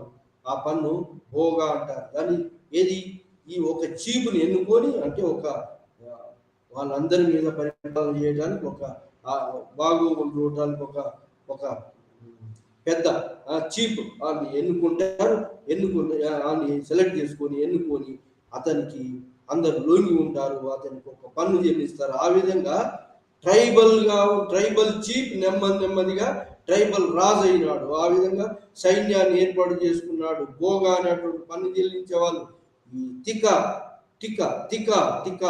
అనేటువంటి సోషల్ బేస్ అంటే ఏంటంటే దీనికి టికా అంటే ఏంటంటే వాళ్ళు ఈ చీఫ్కు మేము ఆ సబార్డినేషన్గా ఉంటామని ఒప్పుకొని వాళ్లకు ఈ చీఫ్స్కు ఒక భోగా అనేటువంటి ఒక పన్నును చెల్లిస్తుంటారు. అంటే ఆ యొక్క దాని ప్రకారంగా వాళ్ళు ఆ యొక్క చీఫ్కు గౌరవించి చీఫ్ నెమ్మదిగా ఏమైందంటే చీఫ్ నెమ్మదిగా కొంత ఆర్మీని ఏర్పాటు చేసుకొని వీళ్ళ యొక్క చీఫ్ యొక్క ఈ ఒక ముఖ్యమైన విధి ఏంటంటే ఈ ట్రైబల్ రక్షించడం, ఇతరుల దాడుల నుంచి ట్రైబల్ రాజపుత్ర ట్రైబల్ను రక్షించడం, ఇంకా వాళ్ళ వెల్ఫేర్ చూడటం. వాళ్ళు ఈ రెండింటిని రక్షించడానికి ఇతర ట్రైబల్స్ నుంచి ఇతర దండయాత్రలను రక్షించడానికి మరి వాళ్ళ వెల్ఫేర్ చూసినందుకు వాళ్ళు ఒక భోగా అనేటువంటి పన్ను చెల్లించేవారు. దాంతో నెమ్మదిగా ఈ రాజపుత్ర చీఫ్స్ ఒక సిద్ధ సైన్యాన్ని ఏర్పాటు చేసుకున్నారు. సిద్ధ సైన్యాన్ని ఏర్పాటు చేసుకొని వాళ్ళు నెమ్మదిగా రాజులుగా మారారు. ఎవరు? రాజపుత్రులు రాజులుగా మారారు. మిగతా రాజపుత్ర ట్రైబల్స్ ఏంటిగా మారారంటే పీజెంట్స్గా మారారు. పీజెంట్స్ రైతులుగా మారారు. ఆ విధంగా రైతులుగా మారి వాళ్ళు వ్యవసాయం చేస్తూ భోగా అనేటువంటి పన్ను వాళ్ళు చెల్లిస్తూ వాళ్ళ చీఫ్ మరి వాళ్ళ కొత్త సైన్యాన్ని ఏర్పాటు చేసుకుని వాళ్ళ రక్షణ కల్పిస్తూ వాళ్ళ వెల్ఫేర్ని చూస్తుంటాడు. ఆ విధంగా ఏర్పాటైనవే రాజపుత్ర రాజ్యాలు. క్లాన్ అంటే వాళ్ళ యొక్క తెగకు సబార్డినేషన్గా ఉన్నాడు. తెగను తమంతట తాము రక్షించుకోవడం ఆ తెగలు. సో ఆ విధంగా తెగల రాజ్యాలు వచ్చిన రాజపుత్ర రాజ్యాలు అంటే రాజపుత్ర తెగల రాజ్యాలు వచ్చాయి. ఆ తెగల రాజ్యాలే నెమ్మదిగా ఈ చీఫ్స్ అనే వాళ్ళు రాజులుగా మారారు. స్టాండింగ్ ఆర్మీ వచ్చింది. మరి వాళ్ళు వెల్ఫేర్ చూసినారు. మరి అవతల రాజు నుంచి రక్షించారు ఆ రాజపుత్రులు. ఆ విధంగా మరి మిగతా రాజపుత్రులు ఏంటంటే వాళ్ళందరూ కూడా మిలిటరీ ట్రైనింగ్ తీసుకునే వాళ్ళు. రాజపుత్రులు మిలిటరీ ట్రైనింగ్, రాజపుత్రులు యోధులైనటువంటి వాళ్ళు అందరూ కూడా మిలిటరీ ట్రైనింగ్ వాళ్ళ విద్యలో ఒక భాగంగా మిలిటరీ ట్రైనింగ్ ఉండేది. ఆ విధంగా యోధులైనటువంటి వాళ్ళు మిలిటరీ ట్రైనింగ్ రాజుకు సహాయపడేవారు. ఆ విధంగా మరి వాళ్ళు తెగలుగా బలమైన రాజపుతాన ఏరియాలో మేవార్ రాజ్యాన్ని ఎవరు? గుహిల్లాస్ సిసోదియాస్ పరిపాలించారు. గుహిల్లాస్ మొట్టమొదటి రాజపుత్ర రాజ్యాలు అయితే గుహిల్లా రాజవంశం, ఆ తర్వాత సిసోదియా రాజవంశం. ఇది పెద్ద రాజవంశం. రాజపుతాన ఏరియాను మొట్టమొదటిసారి డిస్టర్బ్ చేసినటువంటి వాడు ఎవడంటే గుహిల్లా పరిపాలనను అంతమొందించినటువంటి వాడు అల్లావుద్దీన్ ఖిల్జీ రణతంబోర్ మేవార్ ప్రాంతాన్ని మార్వార్ ప్రాంతాన్ని మరి మేవార్ ప్రాంతాన్ని ఆక్రమించిన అల్లావుద్దీన్ ఖిల్జీ మరి రాజపుత్రుడు. ఆ తర్వాత మొఘలుల కాలంలో ఈ మేవార్ రాజులు రాణా ప్రతాప్ సింగ్, అక్బర్ కూడా లొంగిపోలేదు. ఆ తర్వాత అక్బర్ తర్వాత 1605 దాకా ఈ మేవార్ను పరిపాలించినటువంటి సిసోదియా రాజవంశం వాళ్ళు రాణా ప్రతాప్ సింగ్ 1615లో అక్బర్ తర్వాత ఈ మొఘల్ సామ్రాజ్యంలో భాగమైనవి. ఆ విధంగా రాజపుత్ర రాజ్యాలు దాదాపుగా ఇండిపెండెంట్గా ఉన్నాయి. అప్పుడప్పుడు మాత్రం ముస్లింల ఆధీనంలోకి పోయినాయి. అల్లావుద్దీన్ ఖిల్జీ, మహమ్మద్ బిన్ తుగ్లక్ కాలంలో పోయినాయి. ఆ తర్వాత మళ్ళీ ఇండిపెండెంట్ ప్రకటించుకున్నాయి. ఆ తర్వాత మళ్ళీ ఇండిపెండెంట్ ప్రకటించుకొని మొఘళ్ళ కాలంలో అక్బర్ కాలంలో మరి రాజపుత్ర రాజ్యాలు మొఘల్ మొఘల్ మొఘల్ సామ్రాజ్యంలో భాగాలయ్యాయి. ఆ విధంగా మేవార్ రాజ్యం, మార్వార్ రాజ్యం, రాథోర్స్ పరిపాలించారు. మార్వార్లు రాథోర్స్ పరిపాలించారు. రాథోర్ తర్వాత ఈ విధంగా మరి రాజపుత్ర రాజ్యాలు బలమైన రాజ్యాలుగా మరి రాజపుత్రులు మరి ఎప్పుడైతే బలమైన రాజులు వచ్చారో, ఢిల్లీ సుల్తాన్లు కానీ మొఘలు కానీ బలమైన రాజులు వచ్చినప్పుడు మాత్రమే వీళ్ళు సబార్డినేషన్ ఒప్పుకొని ఇండిపెండెంట్గా రాజ్యాలను పరిపాలించారు. కానీ ఎప్పుడు కూడా మరి ఈ పరిపాలన నుంచి వైదొలగలేదు. కొన్నిసార్లు సామంతులుగా పరిపాలించారు, కొన్నిసార్లు ఇండిపెండెంట్గా ప్రకటించారు. ఎప్పుడైతే వీక్ రూలర్ వస్తాడో ఆ టైం సెంట్రల్ అథారిటీ వీక్ అయినప్పుడు రాజపుత్ర రాజ్యం స్వతంత్రం ప్రకటించుకున్నాయి. సెంట్రల్ అథారిటీ స్ట్రాంగ్ గా ఉండి అక్బర్ కాలంలో, ఆ తర్వాత జహాంగీర్ కాలం వచ్చే వరకు మళ్ళీ ఇవి సామంత రాజ్యాలుగా, సబార్డినేట్ కింగ్స్ గా రాజపుత్ర రాజ్యాలు రాజపుత్రుల ఆధ్వర్యంలోనే పరిపాలించబడ్డాయి. ఈ రాజపుత్ర ఏరియాలో ఉన్నటువంటి రాజస్థాన్ లో ఉన్నటువంటి డెజర్ట్ వీళ్ళకు అనుకూలంగా ఉన్నది. రాజస్థాన్ యొక్క ఈ యొక్క డెజర్ట్ మరి వాళ్ళకు అనుకూలంగా డెజర్ట్లో ఉన్నటువంటి అక్కడక్కడ ఉన్నటువంటి ఈ యొక్క ట్రిబ్యూటరీస్ లేదా నదులు మరి ఈ రాజపుత్రులు సెటిల్ అయి అగ్రికల్చర్ చేస్తూ ఆ విధంగా వాళ్ళ చీఫ్స్కు అండగా ఉంటూ ఆ రాజపుత్ర రాజ్యాలు దాదాపుగా ఇండిపెండెంట్గా ఉన్నాయని చెప్పచ్చు. ఆ తర్వాత ఇంకా ఏంటి అంటే వెస్ట్రన్ ఇండియాలో ముఖ్యమైనటువంటిది గుజరాత్ ఏరియా మొట్టమొదటిసారి ఏది చాళుక్యుల రాజ్యంలో చాళుక్యులు ఏది మహమ్మద్ బిన్ గజ్నీ మహమ్మద్ దండయాత్ర చేసినప్పుడు చాళుక్య భీముడు పరిపాలిస్తున్నాడు. చాళుక్య శివ టెంపుల్ ఏది సోమేశ్వర టెంపుల్, చాళుక్య టెంపుల్ను ప్లండరింగ్ లూటింగ్ రేట్ చేసినాడు ఎవరు? గజ్నీ మహమ్మద్ 1025. ఆ తర్వాత మరి గోరీ మహమ్మద్ వచ్చిన తర్వాత అల్లావుద్దీన్ ఖిల్జీ పీరియడ్లో ఈ చాళుక్య రాజ్యం, గుజరాత్ రాజ్యం మరి ఈ యొక్క ఢిల్లీ సుల్తాన్ల ఆధ్వర్యంలోకి పోయింది. ఆ విధంగా గుజరాత్ రాజ్యం ఎట్లాంటిదంటే అక్కడ trade and commerce, see ports ఉన్నాయి గుజరాత్ రాజ్యంలో. అనిల్ ద్వారా దాని క్యాపిటల్ మరి బ్రోచ్, మరి బరుకచ్చా అనేటువంటి కొన్ని ఓడరేవు పట్టణాలు ఉన్నాయి. కాబట్టి సీ పోర్ట్ ఆధారంగా ఇది బలమైన దేశంగా గుజరాత్ రాష్ట్రం మరి గుజరాత్ రాజ్యం వెలుగొందింది. ఆ విధంగా ఢిల్లీ సుల్తాన్ కాలంలో బహదూర్ షా అనేవాడు మరి అల్లావుద్దీన్ ఖిల్జీ అపాయింట్ చేసిన గవర్నర్ ఇండిపెండెంట్గా ప్రకటించుకున్నాడు, మహమ్మద్ బిన్ తుగ్లక్. మరి ఆ విధంగా ఈ గుజరాత్ రాష్ట్రం మాల్వాను ఆక్రమించాలని జాలోర్ను ఈ మాల్వా జాన్పూర్ను ఆక్రమించాలని ఈ చుట్టూ సింధు మీద కూడా దండయాత్ర చేసింది. ఈ విధంగా ఎక్స్పాండ్ కావాలని ప్రయత్నం చేసింది. మళ్ళీ తర్వాత ఇది ఢిల్లీ సుల్తాన్ల తైమూర్ దండయాత్రతోటి ఇది ఇండిపెండెంట్ రాజ్యంగా, బలమైన రాజ్యంగా ఏర్పడ్డటువంటి రాజ్యాలలో అతి ముఖ్యమైనది ఏంటి అంటే గుజరాత్ రాజ్యం తైమూర్ దండయాత్ర తర్వాత ముస్లిం గవర్నర్లు, ఇక్కడ గవర్నర్లు స్వతంత్రాన్ని ప్రకటించుకున్నారు.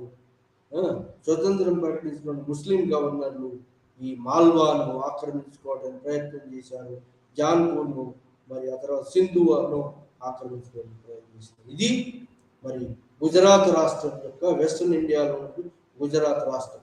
ఆ తర్వాత వెస్ట్రన్ ఇండియాలో ఇంకో రాష్ట్రం ఏంటి అంటే సింధు రాష్ట్రం. సింధు రాష్ట్రంలో ఉన్నటువంటి సింధు మొట్టమొదటిసారి ఎవరే అంటే సింధు రాష్ట్రాన్ని ఏలేటువంటి వాడు బ్రాహ్మణాబాద్ క్యాపిటల్ ఉన్నటువంటి వాడు, దారానగరి క్యాపిటల్ గా ఉన్నటువంటి వాడు బ్రాహ్మణాబాద్ అన్నటువంటి వాడు యొక్క బ్రాహ్మణుని పరిపాలిస్తుండేవాడు. మొహమ్మద్ బిన్ కాసిం వచ్చినప్పటికీ ఇక్కడ పరిపాలన ఎవరు సాగిస్తున్నారంటే బ్రాహ్మణాబాద్ క్యాపిటల్ గా దాహర్ క్యాపిటల్ గా బ్రాహ్మణులు హిందూ రాజులు పరిపాలిస్తున్నారు. ఆ విధంగా మొట్టమొదటిసారి సింధు ఏరియాను ఆక్రమించుకొని ముస్లిం పరిపాలన ఎస్టాబ్లిష్ చేసినటువంటి వాడు మొహమ్మద్ బిన్ కాసిం. 712-13లో ముస్లిం పరిపాలనలోకి తీసుకొచ్చాడు మొహమ్మద్ బిన్ కాసిం. ఆ మొహమ్మద్ బిన్ కాసిం హిందూ రాజును తొలగించి హిందూ రాజు యొక్క కూతురులను ఎక్కడ ఖలీఫాకు పంపాడు. కానీ ఖలీఫా తోటి ఆ కూతుర్లు ఏం చెప్పారంటే ఈ మొహమ్మద్ బిన్ కాసిం వాళ్ళతో మిస్బిహేవియర్ ప్రకటించాడని చెప్పగానే వాడు ఖలీఫా ఏం చేశాడంటే ఈ యొక్క మొహమ్మద్ బిన్ కాసిం వెనుక పిలిపించి చంపించాడు, ఆర్డర్ చేశాడు చంపడానికి. సో ఆ విధంగా మొహమ్మద్ బిన్ కాసిం పోయిన తర్వాత మళ్ళీ ఇది ఈ ముస్లిం పరిపాలన సింధు ఏరియాకు మాత్రమే పరిమితమైంది. ఇంకా మిగతా ఏరియాలోకి మరి ముస్లిం పరిపాలన చొచ్చుకొని పోలేదు. ఎందుకంటే అప్పుడు మొహమ్మద్ బిన్ కాసిం తిరిగి మళ్ళీ పిలవబడటం ఒక కారణం అయితే అప్పుడు ఉన్నటువంటి రాజపుత్ర రాజ్యాలు బాగా బలమైన రాజ్యాలు ఉన్నాయి. ఆ విధంగా ముస్లింలు అక్కడి నుంచి ముస్లిం రాజ్యాన్ని విస్తరింపజేయడానికి అనువుగా లేకుండా పోయింది. అందుకోసం సింధు రాజ్యము ముస్లింల పరిపాలనకు వచ్చింది. ఆ విధంగా ముస్లిం పరిపాలన సింధు. మరి ఇక్కడి నుంచి వీలు కాదని చెప్పి మరి గజ్నీ గోరీ మొహమ్మద్ ఏం చేశారంటే ముస్లిం రాజ్య స్థాపన నార్త్ వెస్ట్ ప్రాంతంలో, పంజాబ్ ప్రాంతంలో, లాహోర్, ముల్తాన్ ప్రాంతం నుంచి దండయాత్రలు మొదలుపెట్టి అక్కడి నుంచి వాళ్ళు మరి ఆఫ్ఘనిస్తాన్, మరి బెలూచిస్తాన్, అక్కడ నుంచి మరి ఖైబర్ బొలాన్ పాసులో నుంచి భారతదేశంలో వచ్చి ముస్లిం హిందూ రాజ్యాలను గజ్నీ మొహమ్మద్ కొల్లగొట్టాడు. అదేవిధంగా గజ్నీ మొహమ్మద్ దండయాత్ర 17 సార్లు హిందూ రాజ్యాలు అనేక గంగా యమున మైదానంలో ఉన్నటువంటి అనేక రాజ్యాలను కొల్లగొట్టి అంత ధనాన్ని అంత దోసుకొని పోయి ఆ గజ్నీ క్యాపిటల్ బ్యూటిఫై చేశాడు గజ్నీ మొహమ్మద్. కానీ ఆ తర్వాత గోరీ మొహమ్మద్ వచ్చాడు. గోర్ నుంచి ఆఫ్ఘనిస్తాన్లో ఉన్న గజ్నీ కూడా ఆఫ్ఘనిస్తాన్లో ఉంటుంది, గోరు కూడా ఆఫ్ఘనిస్తాన్లో ఉంటుంది. అక్కడ ఉన్నటువంటి గోరులో ఉన్నటువంటి వాళ్ళు ఇంకా ఫెరోషియస్ సెంట్రల్ ఏషియన్స్ వాళ్ళకు సెంట్రల్ ఏషియాలో ఆర్స్ బలం బాగా ఉండేది. ఆ గోరు వాళ్ళ వెపన్స్ కూడా బాగా ఉండేవి. గోరు ఏరియాలో ఆర్స్ కూడా బలంగా ఉండేది. ఆ మిలిటరీ టెక్నిక్స్ ఎక్సెల్ వల్ల వాళ్ళు ఆ ప్రాంతం నుంచి ఆఫ్ఘనిస్తాన్ నుంచి ఇండియాను దండయాత్ర చేశారు. ఆ విధంగా ఇండియాలో ఉన్నటువంటి గోరీ మొహమ్మద్ పృథ్వీరాజ్ చౌహాన్ ఓడించి రాజా జయచంద్ర కనూజుని పరిపాలించేవాడు ఇన్వైట్ చేశాడు. ఆ విధంగా ఇన్వైట్ చేశాడు. ఏమనుకున్నాడంటే గోరీ మొహమ్మద్ గజ్నీ మొహమ్మద్ లాగా మళ్ళీ వెళ్ళిపోతాడు అనుకున్నాడు. ఎవరు? రాజా జయచంద్ర కనూజ్ రాజు. కానీ వాడు వెళ్ళిపోలేదు. వాడు వచ్చేటప్పుడే క్లియర్ ఎయిమ్తో వచ్చాడు. ఎవడు? గోరీ మొహమ్మద్ భారతదేశంలో ఇస్లాం రాజ్యాన్ని స్థాపించాలని వచ్చాడు. కానీ గజ్నీ మొహమ్మద్ ఆ ఉద్దేశంతో రాలేదు. ఓన్లీ మరి లూట్ చేయడం కోసం, సంపదను దొంగిలించడం కోసం వచ్చాడు. కానీ గోరీ మొహమ్మద్ ఇక్కడ ముస్లిం రాజ్యాన్ని స్థాపించడానికి వచ్చాడు. క్లియర్గా తన ఉద్దేశం ఏంటంటే ముస్లిం రాజ్య స్థాపనకు వచ్చాడు. కాబట్టి ఒకరి తర్వాత పృథ్వీరాజ్ చౌహాన్ తరైన్ వార్లో first Tarain war, second war ఓడినప్పటికీ సెకండ్ తరైన్ వార్లో గెలిచాడు పృథ్వీరాజ్ చౌహాన్ మీద. ఆ విధంగా మరి పట్టుకున్నాడు. ఇది గోరీ మొహమ్మద్ ఢిల్లీని పట్టుకున్నాడు. ఆ ఢిల్లీ నుంచి మరి గంగా యమున మైదానంలో నుంచి కుతుబుద్దీన్ ఐబక్ను ఢిల్లీ గవర్నర్ ప్రకటించి, కమాండర్ ప్రకటించి, బక్తియార్ ఖల్జీతోటి బెంగాల్, బీహార్ దాకా గోరీ మొహమ్మద్ ఆ ప్రాంతాలను, గంగా యమున మైదాన ప్రాంతాలను అన్నింటినీ కూడా ఆక్రమించుకున్నాడు. ఆ విధంగా కుతుబుద్దీన్ ఐబక్ పరిపాలన, స్లేవ్ డైనాసిటీ పరిపాలన మొదలైంది. ఆ తర్వాత ఇల్తుమిష్ కాలంలో ఇల్తుమిష్ ఏం చేసిందంటే ఇల్తుమిష్ ఇక్తా సిస్టాన్ని ప్రవేశపెట్టాడు. ఇక్తా సిస్టమ్ ప్రావిన్స్ను ఇక్తాస్గా. అయితే ఈ ఇక్తాస్ ఎట్లాంటి అంటే పరిపాలన, ఇక్తాస్ పరిపాలన ఏంటి? ఇల్తుమిష్ తర్వాత ఇక్తా పరిపాలన ప్రవేశపెట్టినటువంటిది ఇండియాలో మొట్టమొదటి వాడు ఇల్తుమిష్. ఇక్తా పరిపాలన ఏంటంటే ఈ ప్రొవిన్షియల్ టెరిటరీస్, రెవెన్యూ అసైన్మెంట్స్, ఈ ప్రొవిన్షియల్ రూలర్స్ ఎవరైతే ఇక్తా మీద పరిపాలన చేసే వాళ్ళను ముక్తీలు అంటారు. ఈ ముక్తీలు transferable from one place to another place. ఒక ప్లేస్ ఇంకో ప్లేస్ కు ఎవ్రీ 3 సంవత్సరాలు 4 సంవత్సరాలు ట్రాన్స్ఫర్ చేస్తారు. ఆ విధంగా పర్మనెంట్ గా ఫ్యూడల్స్ గా హిందూ రాజ్యాల్లో ఉన్న హెరిడిటరీ రూలర్స్ గా, హెరిడిటరీ చీఫ్స్ గా మారలేకపోయారు. ఆ విధంగా సెంట్రలైజ్డ్ అడ్మినిస్ట్రేషన్ ఏర్పాటు చేశాడు ఎవరు? ఇల్తుమిష్. ఆ తర్వాత బాల్బన్, ఆ తర్వాత మొత్తం ఢిల్లీ సుల్తాన్ ఇక్తా సిస్టాన్ ఫాలో అయినారు. ఆ విధంగా మరి ఈ యొక్క నార్త్ ఇండియాలో మరి ఈ ప్రాంతం నుంచి వచ్చినటువంటి విషయం. తర్వాత సింధు ఏరియా, సింధు రాజ్యం కూడా ఒక రాజ్యం అని చెప్పవచ్చు. ఈ విధంగా సింధు రాష్ట్రం, మరి గుజరాత్ రాష్ట్రం, మరి జమ్మూ కాశ్మీర్ రాష్ట్రం, ఇవన్నీ కూడా నార్త్ ఇండియాలో మరి రాజపుతానా ఏరియాస్ మేవార్, మార్వార్, రణతంబోర్ అండ్ ఈ ప్రాంత రాజపుతానా ఏరియా మొత్తం కూడా మరి వాళ్ళ ఆధిపత్యం వచ్చినాయి. ఆ విధంగా ఢిల్లీ సుల్తాన్ కాలంలో, మరి మొఘలుల పీక్ కాలంలో ఇవి ఈ వాళ్ళ ప్రాంతాలైనప్పటికీ తర్వాత స్వతంత్రంగా ప్రొవిన్షియల్ రాజ్యాలుగా ఏర్పడ్డాయి. వీక్ రూలర్స్ ఎప్పుడైతే వచ్చారో ప్రొవిన్షియల్ రాజ్యాలుగా ఏర్పడ్డాయి, ప్రాంతీయ రాజ్యాలుగా ఏర్పడ్డాయి. ఈ ప్రాంతీయ రాజ్యాల్లో ఏంటి అంటే ఈ ప్రాంతీయ రాజ్యాల్లో ఉన్నటువంటి యొక్క స్వభావం ఏంటంటే ఈ ప్రాంతీయ రాజ్యాలు చిన్న చిన్న రాజ్యాలుగా ఏర్పడి ఒక పెద్ద సెంట్రల్ ఏరియాలో ఇవి లేకపోవటం ఒకటి. వీటిలో మరి ఒకళ్ళ మధ్యలో ఇంకో మధ్యలో ఆధిపత్య పోరు జరగటంతో ఈ ప్రాంతాలన్నీ మరి పెద్ద రాజ్యంగా, సెంట్రలైజ్డ్ రాజ్యంగా బలపడలేకపోయాయి. ఈ విధంగా మరి హిందూ రాజ్యాలు, రాజపుత్రాన ఏరియాలో హిందూ రాజ్యాలు, జమ్మూ కాశ్మీర్ మరి ఒడిశాలో హిందూ రాజ్యాలు, ఆ సక్సెషన్ స్టేట్ అంటే తైమూర్ ముస్లిం గవర్నర్లే స్వతంత్రంగా ఇంకేంది దక్కన్లో కూడా బహార్ ఖాన్ అనేవాడు ఏది గుల్బర్గా మీద గవర్నర్గా అపాయింట్ చేస్తే వాడు స్వతంత్రం ప్రకటించి వాడే బహుమని సామ్రాజ్యానికి స్థాపకుడైనాడు. ఆ విధంగా ముస్లిం గవర్నర్లే మరి ఈ తైమూర్ దండయాత్ర వల్ల మరి స్వతంత్రం ప్రకటించుకొని ఢిల్లీ సుల్తాన్ యొక్క సెంట్రల్ అథారిటీని ధిక్కరించారు. ఆ విధంగా సెంట్రల్ అథారిటీ వీక్ అయినప్పుడు స్వతంత్రం ప్రకటించుకునేటువంటి ప్రాంతీయ రాజ్యాలుగా ఏర్పడ్డాయి. కానీ ఈ ప్రాంతీయ రాజ్యాలు వీళ్ళలో ఉన్న అనైక్యత, పరస్పర దాడులు వల్ల ఈ ప్రాంతీయ రాజ్యాలుగా ఉండిపోయినాయి. కానీ ఒక పెద్ద సామ్రాజ్యంగా మరి ఢిల్లీ సుల్తాన్ల సామ్రాజ్యం, ఢిల్లీ సుల్తాన్లు ఆధిపత్యంలోకి అన్ని పోయినాయి. ప్రాంతీయ రాజ్యాలు మళ్ళీ వాళ్ళు వీక్ అయినప్పుడు మళ్ళీ స్వతంత్రించినాయి. అట్లే మొఘళ్ళ కాలంలో, అక్బర్, జహాంగీర్ కాలంలో, షాజహాన్ కాలంలో మళ్ళీ వాళ్ళ దాంట్లోకి పోయినాయి. మళ్ళీ తర్వాత మళ్ళీ స్వతంత్రం ప్రకటించుకున్నాయి. ఈ విధంగా ప్రాంతీయ రాజ్యాలు, ప్రొవిన్షియల్ కింగ్డమ్స్ వచ్చినాయి.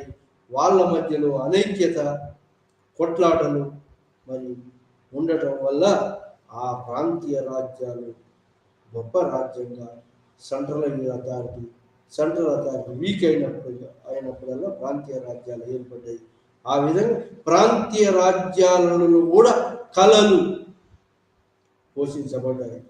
మరి ఈ యొక్క కళలు, ఆర్ట్ అండ్ ఆర్కిటెక్చర్, కల్చర్, మరి అదేవిధంగా లిటరేట్స్, ప్రాంతీయ భాషలు ఆ యొక్క ప్రాంతంలో ఉన్న ప్రాంతీయ భాషలు వృద్ధి చెందడం జరిగింది. ఇది ప్రాంతీయ రాజ్యాల వల్ల. ఈ విధంగా ప్రాంతీయ రాజ్యాలు కొన్ని హిందూ సక్సెషన్ స్టేట్స్ అంటే హిందూ రాజు పెద్దవాడు పోతే ఆ తర్వాత వాడు సక్సెసర్, ఎల్డెస్ట్ మ్యాన్ వాడు. ముస్లిం రాజులలో ఆ యొక్క అలాంటి పద్ధతి లేదు. ఏంటి, ఎవడు బలమైన వాడో వాడే రాజుగా ఉంటాడు. అది ముస్లిం సక్సెషన్ స్టేట్స్. అంటే నా తైమూర్ దండయాత్ర 1398 తర్వాత ఢిల్లీ సుల్తాన్లు వీక్ కావడంతో సక్సెషన్ స్టేట్స్ నార్త్ ఇండియాలో, మరి వెస్టర్న్ ఇండియాలో, సెంట్రల్ ఇండియాలో సక్సెషన్ స్టేట్స్ వచ్చినాయి. అట్లనే మొఘళ్ళ పరిపాలన కూడా, మొఘల్ పరిపాలన మరి వీక్ అయినప్పుడు కూడా మరి ఈ సక్సెషన్ స్టేట్స్ నార్త్ ఇండియాలో, ఏది వెస్టర్న్ ఇండియాలో, నార్త్ ఇండియాలో, వెస్టర్న్ ఇండియాలో, సెంట్రల్ ఇండియాలో రాజపుతానా, ఏది ఈ యొక్క western India Rajputana states, Gujarat state, మరి Malwa state, Jaunpur state, state, Rajputana, Mewar, Marwar, Ranthambore, Jalore, ఇవన్నీ కూడా రాజపూత్ స్టేట్స్ ఏర్పరిచాయి. అట్లాగే జమ్మూ కాశ్మీర్, అలానే బెంగాల్, మరి ఒడిస్సా, మరి అస్సాం, కామరూప, అహోమ్స్, ఈ విధంగా ఇండిపెండెంట్ స్టేట్స్ వచ్చినాయి. సక్సెషన్ హిందూ రాజుల కాలంలో, హిందూ రాజుల తోటి సక్సెషన్ ఏంటంటే eldest man, elder of the రాజు యొక్క కొడుకి రాజు కావాలని ఉన్నది, ప్రమోజనేషన్ అంటారు. కానీ అది ఖచ్చితంగా హిందూ రాజుల కాలంలో కూడా పాటించలేదు. ముస్లింల రాజులలో మాత్రం అది ఏమాత్రం లేదు. ఎవడు బలవంతుడైతే వాడే రాజ్యానికి రాజు అవుతాడు, రాజ్యానికి వారసు అవుతాడు. అది సక్సెషన్ వార్స్ ఎక్కువ.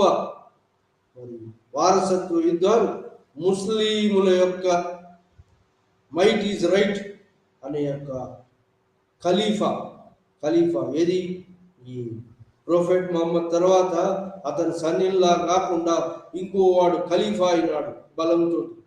సో ఆ యొక్క వారసత్వం నుంచి మైట్ ఈజ్ రైట్, ఎవడు బలవంతుడు వాడే రాజు అవుతాడు. ఎవడు ఆ విధంగా బలహీనుడు రాజు బలవంతుడు అవుతాడు. ఆ విధంగా ఎన్నో వారసత్వ యుద్ధాలు ముస్లింల యొక్క పరిపాలన చూడవచ్చు. అదేవిధంగా హిందువుల పరిపాలన కూడా వారసత్వ యుద్ధాలు కొన్ని జరిగినప్పటికీ, కానీ ఈ వారసత్వం ఏంటంటే రాజు యొక్క మొదటి సంతానం జరుగుతుంది. అదొక ఫండమెంటల్ ప్రిన్సిపల్. కానీ అన్నిసార్లు అది పాటించబడలేదు హిందూ రాజుల కాలంలో కూడా. కానీ మొత్తం మీద ముస్లింల కాలంలో మాత్రం అది లేదు. ఆ విధంగా హిందూ ముస్లిం రెండు కూడా సక్సెషన్ స్టేట్స్ వచ్చినాయి. రాజపుత్రులు ఎప్పుడు లొంగిపోయినప్పటికీ మళ్ళీ టెంపరీగా వాళ్ళ మొఘలాధీనంలోకి పోయినప్పటికీ మళ్ళీ అవి ఇండిపెండెంట్ రాజ్యాలుగా ప్రకటించుకున్నారు. అదేవిధంగా ముస్లిం గవర్నర్లు అపాయింట్ చేసినటువంటి ముస్లిం గవర్నర్లు మరి ఇక్తాల మీద ఉన్నటువంటి ముక్తీలు కానీ, మరి సుబాల మీద ఉన్నటువంటి సుబేదారులు అంటే సుబాను పరిపాలించేటువంటి వాళ్ళు సుబేదారులు కానీ మళ్ళీ స్వతంత్రాన్ని ప్రకటించారు. ఆ విధంగా స్వతంత్ర రాజ్యాలు ఏర్పడి సెంట్రల్ అథారిటీ వీక్ అయినప్పుడల్లా స్వతంత్ర రాజ్యాలు ఏర్పడ్డాయి. అది ఢిల్లీ సుల్తాన్ల కాలంలో జరిగింది, మొఘళ్ళ కాలం కూడా జరిగింది. ఆ విధంగా ప్రాంతీయ రాజ్యాలు ఎన్నో ఏర్పడ్డాయి. ఈ ప్రాంతీయ రాజ్యాల్లో ఏంటి అంటే ఫ్యూడల్ అథారిటీ, నోబుల్స్ ఉంటారు, ఫ్యూడల్ అథారిటీ ఉంటుంది. ఫ్యూడల్స్ హెరిడిటరీ వారసత్వం, హిందూ రాజుల కాలంలో వారసత్వం ఉంటుంది. ఫ్యూడల్స్ ఉంటారు. ఆ విధంగా సెంట్రల్ అథారిటీ వీక్గా ఉంటుంది. ఈ ప్రొవిన్షియల్ రాజ్యాల్లో సెంట్రల్ అథారిటీ వీక్ అయి ప్రొవిన్షియల్ రాజ్యానికి ఫ్యూడల్ సామంత రాజ వ్యవస్థ ఉండేది. సామంత రాజులు స్వతహాగా పరిపాలించుకుంటూ యాన్యువల్ కంట్రిబ్యూషన్ వారి యానం ఇంత అనేది రాజు చెల్లిస్తూ, రాజు యొక్క ఉత్సవాలు జరిగేటప్పుడు కానీ, ట్రిబ్యూట్ చెల్లిస్తూ మరి ఒక సంవత్సరానికి ఇంత చెల్లిస్తూ రాజుకు సబార్డినేట్గా ఉండేటువంటి ఆచారం ప్రాంతీయ రాజ్యాల్లో వచ్చింది. ఈ విధంగా హెరిడిటరీ చీఫ్స్, హెరిడిటరీ ఫ్యూడల్స్ వచ్చారు. ఆ విధంగా హెరిడిటరీ ఫ్యూడల్స్ ప్రాంతీయ రాజ్యాల్లో ఉంది. కానీ ఢిల్లీ సుల్తాన్ల కాలంలో, మొఘళ్ళ కాలంలో, సుబా సిస్టంలో కానీ, ఇక్తా సిస్టంలో కానీ సెంట్రలైజ్డ్ అథారిటీ, మరి ఈ యొక్క ఇక్తాను ఏలేటువంటి ముక్తీలు కానీ, సుబాలను ఏలేటువంటి సుబేదారులు కానీ వాళ్ళు రెవెన్యూ అసైన్మెంట్స్ ఉన్నప్పటికీ వాళ్ళు transferable from one place to another place వాళ్ళు ఒక ట్రాన్స్ఫర్ చేసేటువంటి ఒక పరిపాలన 3-4 సంవత్సరాలకు ముక్తీల ఢిల్లీ సుల్తాన్ కాలం ముక్తీలు 3-4 సంవత్సరాలకు ఒకసారి మారేవారు. ఆ విధంగా సెంట్రల్ అథారిటీ స్ట్రాంగ్గా ఉండేది. ఇది ఢిల్లీ సుల్తాన్ల కాలంలో, మొఘల్ పీక్ స్టేజ్లో మొఘళ్ళ కాలంలో. కానీ ఈ ప్రాంతీయ రాజ్యాల కాలంలో సెంట్రల్ అథారిటీ స్ట్రాంగ్గా లేక ఈ ప్రాంతీయ రాజ్యాలు ఎన్నో రాజ్యాలుగా విడిపోయి పరస్పరం అనైక్యత వల్ల, పరస్పరం దాడులు చేసుకోవటం వల్ల ఆ రాజ్యాలన్నీ వీక్ అయిపోయి, మరి ఎప్పుడైతే సెంటర్లో రాజులు బాగా బలంగా అయినో వాటికి లొంగిపోయి ఉండటం, అది హిందూ రాజులు కానీ, ముస్లిం గవర్నర్లు కానీ లొంగిపోయి ఉండటం. ఆ తర్వాత మళ్ళీ వాళ్ళు ఎప్పుడైతే వీక్ అవుతారో వాళ్ళు మళ్ళీ స్వతంత్ర పరిపాలన చేశారు. కానీ గొప్ప భారతదేశం గొప్ప సామ్రాజ్యాన్ని మాత్రం నిర్మించలేకపోయినారు. గొప్ప రాజ్యాన్ని మాత్రం పాన్ ఇండియన్ ఎంపైర్ మాత్రం నిర్మించలేదు. ఈ ప్రాంతీయ రాజ్యాల యొక్క తోడ్పాటు తోటి పాన్ ఇండియా ఎంపైర్ రాలేదు. వాళ్ళ యొక్క అనైక్యత వల్ల మరి ముస్లింలు, మొఘలులు సెంట్రలైజ్డ్ అడ్మినిస్ట్రేషన్ యొక్క కేంద్రీకృత పరిపాలనను చేపట్టి బలమైన సామ్రాజ్యంగా ఢిల్లీ సుల్తాన్ సామ్రాజ్యం, మొఘలుల సామ్రాజ్యం బలమైన సామ్రాజ్యాలుగా ఎదగగలిగినవి. ఇది మనం ఈరోజు ప్రాంతీయ రాజ్యాలలో ఉన్న అనైక్యత, పరస్పరం దాడులు చేసుకోవడం, మరి ఈ రాజ్యాలు ఏర్పడడానికి కూడా కొన్ని మూలాలు ఉన్నాయి.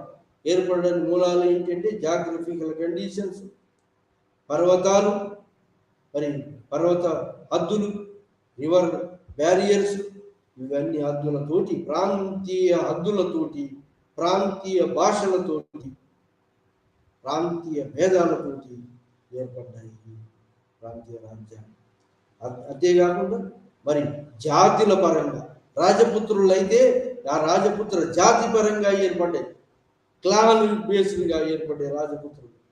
ఆ విధంగా క్లాన్ బేస్డ్గా ఏర్పడి నెమ్మదిగా ట్రైబల్స్ పరిపాలన, అందులో ఒక లీడర్ పరిపాలన చేసుకుంటూ వచ్చాడు. ట్రైబల్ క్లాన్ లీడర్, ఆ లీడర్ నెమ్మదిగా ట్రైబల్ రాజు అయినాడు. ఆ విధంగా రాజపుత్ర రాజ్యాలు, క్లాన్ అంటే వాళ్ళకి జాతి మీద గౌరవంతో వాళ్ళకు సబార్డినేషన్గా ఉండటం, వాళ్ళకి పన్ను చెల్లించడం, ఆ విధంగా సోషల్ కస్టమ్. రాజు అందరి మీద గొప్ప, అందరి మీద చీప్, వాడు భగవంతునితో సమానంగా చూశారు రాజపుత్రులు. ఆ విధంగా తిక్కా సిస్టమ్ అనే సిస్టమ్ ద్వారా రాజపుత్ర రాజ్యాలు క్లాన్ బేస్డ్గా రాజ్యాలు వచ్చినాయి. ఈ విధంగా పాన్ ఇండియా రాజ్యాన్ని ఏర్పడకపోవడానికి గల కారణం వీళ్ళ మధ్యలో అనైక్యత, అవతల ఉన్నటువంటి టెక్నిక్స్ను నేర్చుకోకపోవటం, వారి టెక్నిక్స్ డెవలప్ చేసుకోవటం, అనైక్యత వల్ల, పరస్పర దాడుల వల్ల ఈ ప్రాంతీయ రాజ్యాలలో మిగిలిపోయినాయి. కానీ సెంట్రలైజ్డ్ పాన్ ఇండియన్ ఎంపైర్ లాగా ఏర్పడలేకపోయింది. ఆ విధంగా మరి ఢిల్లీ సుల్తాన్ కాలంలో సెంట్రలైజ్డ్ స్టేట్స్ ఏర్పడి అవి కూడా సెంటర్ వీక్ అయినప్పుడు ప్రాంతీయ రాజ్యాలు కనిపించాయి. అదేవిధంగా మొఘళ్ళ కాలంలో కూడా సెంట్రల్లో వీక్ అయినప్పుడు ప్రాంతీయ రాజ్యాలు రివోల్ట్స్ వచ్చినాయి. ఔరంగజేబు కాలం తర్వాత రివోల్ట్స్ వచ్చి మొఘల్ సామ్రాజ్యం చిరదశకు వచ్చింది. ఆ విధంగా వచ్చినటువంటి ఏంటి అంటే పేష్వా మర్తాస్ వచ్చారు. ఆ విధంగా మరి ఈ మొఘళ్ళ కాలంలో మరి ఫార్ ఆఫ్ ఏరియాస్ అని ఇండిపెండెంట్ ప్రకటించుకునే ఔరంగజేబ్ కాలంలో జాట్లు తిరుగుబాటు చేశారు, సిక్కులు తిరుగుబాటు చేశారు. సిక్కులు సపరేట్ బందా బహదూర్ కాల్ ఆధిపత్యంలో సపరేట్ రాష్ట్రం వచ్చింది, సపరేట్ స్టేట్ వచ్చింది. సో ఆ విధంగా మరి ప్రాంతీయ రాజ్యాలు బలమైన సెంట్రలైజ్డ్ అడ్మినిస్ట్రేషన్ వీక్ అయినప్పుడు, సెంట్రల్ అథారిటీ వీక్ అయినప్పుడు ప్రాంతీయ రాజ్యాలు వచ్చినాయి. ఈ విధంగా ప్రాంతీయ రాజ్యాలు సక్సెషన్, నోబుల్స్, ఫ్యూడల్ సిస్టమ్ ఉన్నది. అదేవిధంగా మరి ఢిల్లీ సుల్తాన్ల కాలం మరి మొఘల్ పీక్ స్టేజ్లు ఫ్యూడల్ సిస్టమ్ ఉన్నప్పటికీ దాంట్లో సెంట్రలైజ్డ్ అడ్మినిస్ట్రేషన్ అనేది ఇక్తా సిస్టమ్ తోటి సుబాలుగా విభజించబడ్డాయి. సుబేదార్ హెడ్. ఆ విధంగా కింది నుంచి పైదాకా పరిపాలన సంస్కరణలు చేయబడ్డాయి. ఆ విధంగా సెంట్రలైజ్డ్ అడ్మినిస్ట్రేషన్ చేయబడింది. ఢిల్లీ సుల్తాన్లలో మొఘల్ కాలంలో పీక్ స్టేజ్ టైంలో ఇదంతా సెంట్రలైజ్డ్ అడ్మినిస్ట్రేషన్ బలంగా ఉంది. మళ్ళీ ఈ సెంట్రల్ అథారిటీ ఎప్పుడైతే వీక్ అయిందో, సక్సెషన్ వార్స్ తోటి వీక్ అయిందో, మళ్ళీ ప్రాంతీయ రాజ్యాలు ఏర్పడ్డాయి. ఈ విధంగా ప్రాంతీయ రాజ్యాలలో ఉన్న అనైక్యత వల్ల వాళ్ళు ప్యాన్ ఇండియన్ పేరు చేయలేకపోయినారు. అది ఈరోజు మనము ఈ పాఠంలో చదువుకున్నటువంటి ఒక ప్రాంతీయ రాజ్యాలు ఒక 13వ యూనిట్ BHIC 133 బుక్లో నుంచి 3వ యూనిట్ 3 ప్రొవిన్షియల్ కింగ్డమ్స్, ప్రాంతీయ రాజ్యాల గురించి మనం ఈరోజు ఈ పాఠంలో తెలుసుకోగలిగినాం.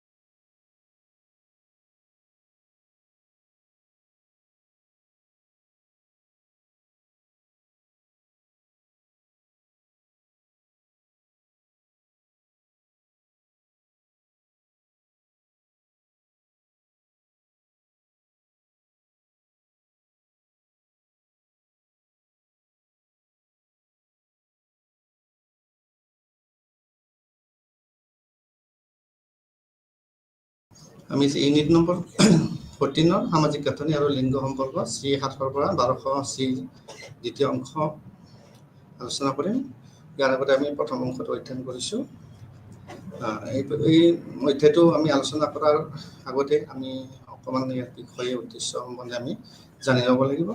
ইতিমধ্যে আমি যিহেতু এটা খণ্ড বা এটা অংশ আমি আগৰ ছেশ্যনত আলোচনা কৰিছোঁ, গতিকে আমি তাৰ পৰৱৰ্তী যিখিনি উদ্দেশ্য বা তাৰ অবজেক্টিভছ সেই সম্বন্ধে আমি জানিবলৈ যত্ন কৰিম। তো আগৰ অধ্যায়ত আমি আলোচনা কৰাৰ ভিতৰত আমি ইয়াত পুনৰ নিৰ্মাণৰ বাবে বিভিন্ন সাহিত্যিক আৰু পুৰাতাত্ত্বিক উৎস, সেই সময়ৰ সামাজিক ইতিহাস, সেই সময়ৰ সামাজিক জীৱনৰ স্বকীয় বৈশিষ্ট্যসমূহ, বিভিন্ন সামাজিক গোট আৰু তেওঁলোকৰ মাজত আন্তঃসম্পৰ্ক, এই সময়ছোৱাত সামাজিক গাঁথনি আৰু লিংগ সম্পৰ্কৰ পৰিৱৰ্তন আৰু ধাৰাবাহিকতাৰ উপাদানসমূহ, আৰু সামাজিক পৰিৱৰ্তনত বিভিন্ন সংস্থা বা কাৰকৰ ভূমিকা, আৰু সৰ্বশেষত উদীয়মান অৰ্থনীতিৰ প্ৰৱণতা, ৰাজনীতি আৰু সংস্কৃতিৰ সৈতে সামাজিক সম্পৰ্কৰ ৰূপান্তৰ। অৰ্থাৎ এই অধ্যায়টো অধ্যয়ন কৰাৰ পিছত বা আলোচনা কৰাৰ পিছত আমি বিভিন্ন সম্বন্ধে বিভিন্ন সামাজিক গোট, তেওঁলোকৰ মাজত আন্তঃসম্পৰ্ক বা তেওঁলোকৰ বিভিন্ন ধৰণৰ পৰিৱৰ্তন বা লিংগৰ গাঁথনি বা তেওঁলোকৰ ধাৰাবাহিকতা, তেওঁলোকৰ সমাজৰ উন্নয়নৰ বা পৰিৱৰ্তনৰ ভূমিকা, এই বিষয়ে আমি আলোচনা কৰিবলৈ সক্ষম হ'ম। উদীয়মান অৰ্থনীতিৰ প্ৰৱণতা, ডেভেলপিং বা গ্ৰয়িং ইকনমিক যিটো টেণ্ডেঞ্চি, ৰাজনীতি আৰু সাংস্কৃতিৰ সৈতে সামাজিক সম্পৰ্কিত ৰূপান্তৰ, বিভিন্ন ধৰণৰ তাৰ ট্ৰেন্সফৰ্মেশ্যন হৈছিলে বা ৰূপান্তৰ হৈছিলে ৰাজনীতি আৰু সাংস্কৃতিৰ ক্ষেত্ৰত। তো এই বিষয়ে আমি অধ্যায়টো আলোচনা কৰাৰ বিষয়ত আমি জানিবলৈ সক্ষম হ'ম। এতিয়া আমি আহোঁ এই বিষয়ৰ লগত সম্পৰ্ক থকা নতুন জাতি আৰু নতুন জাতি কিছুমানৰ সৃষ্টি হৈছিল এই সময়ছোৱাত। তাৰ ভিতৰত কায়স্থৰ অৱশ্য, গতিকে আমি যেনেকৈ লেণ্ড গ্ৰেণ্ট, ভূমি অনুদান বা জাতি সেই সময়ত মুখ্য ভূমিকা গ্ৰহণ কৰিছিল সামাজিক অৰ্থনৈতিক ব্যৱস্থাত। তো আমি ইয়াত দেখিবলৈ পাইছোঁ যে কেতিয়াবা অস্পৃশ্য, আমি আনটাচেবল বুলি কৈছোঁ, তেওঁলোকক পঞ্চম বৰ্ণ বুলি কোৱা হৈছিল। অৰ্থাৎ 5 নম্বৰ বৰ্ণৰ ভিতৰত তেওঁলোকক ধৰা হৈছিল, যিবিলাকৰ সামাজিক ক্ষেত্ৰত কিছুমান বাধ্যবাধকতা আছিল বা ধৰা বন্ধা আছিল, যেতিয়া সকলো ক্ষেত্ৰতে তেওঁলোকে সমানে অংশগ্ৰহণ কৰাৰ সুযোগ নাপাইছিল বা বহুত ক্ষেত্ৰত তেওঁলোকে উচ্চ জাতিৰ পৰা দূৰত থাকিবলগীয়া হৈছিল, কিন্তু কৰ্মক্ষেত্ৰত তেওঁলোকে নিম্নমানৰ কাম কৰিবলগীয়া হৈছিল।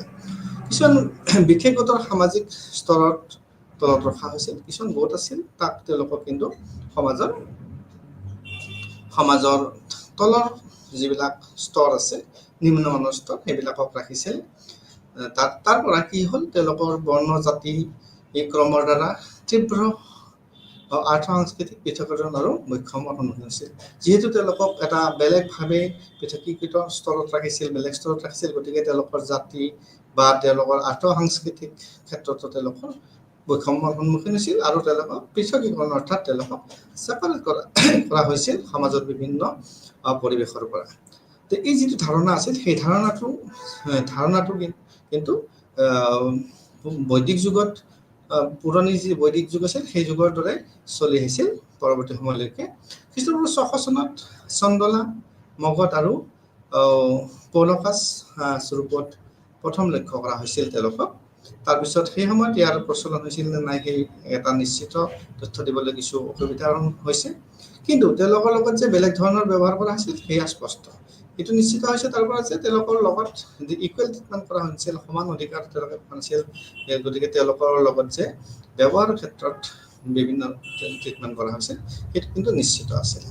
200 খ্ৰীষ্টাব্দৰ আশে-পাশে যিটো আদিম ধৰ্ম সূত্ৰ, আৰ্থশাস্ত্ৰ আৰু মনুস্মৃতিত এই ধাৰণাটো এক নিৰ্দিষ্ট আকৃতি লাভ কৰিছিলে। চান্দলা অস্পৃশ্য প্ৰতিশব্দ হৈ পৰিছিল, আৰু ব্ৰাহ্মণিক, বৌদ্ধ আৰু জৈন গ্ৰন্থৰ দ্বাৰা এনে ব্যৱহাৰ কৰা হৈছিল তেওঁলোকক। চন্দলাৰ লগতে স্বভাৱপাক আৰু অন্বয় পাষাণিক প্ৰদূষণৰ স্থানীয় উৎস হৈ পৰিছিল, আৰু তেওঁলোকৰ ওপৰত বিভিন্ন সক্ষমতা জাপি দিয়া হৈছিল।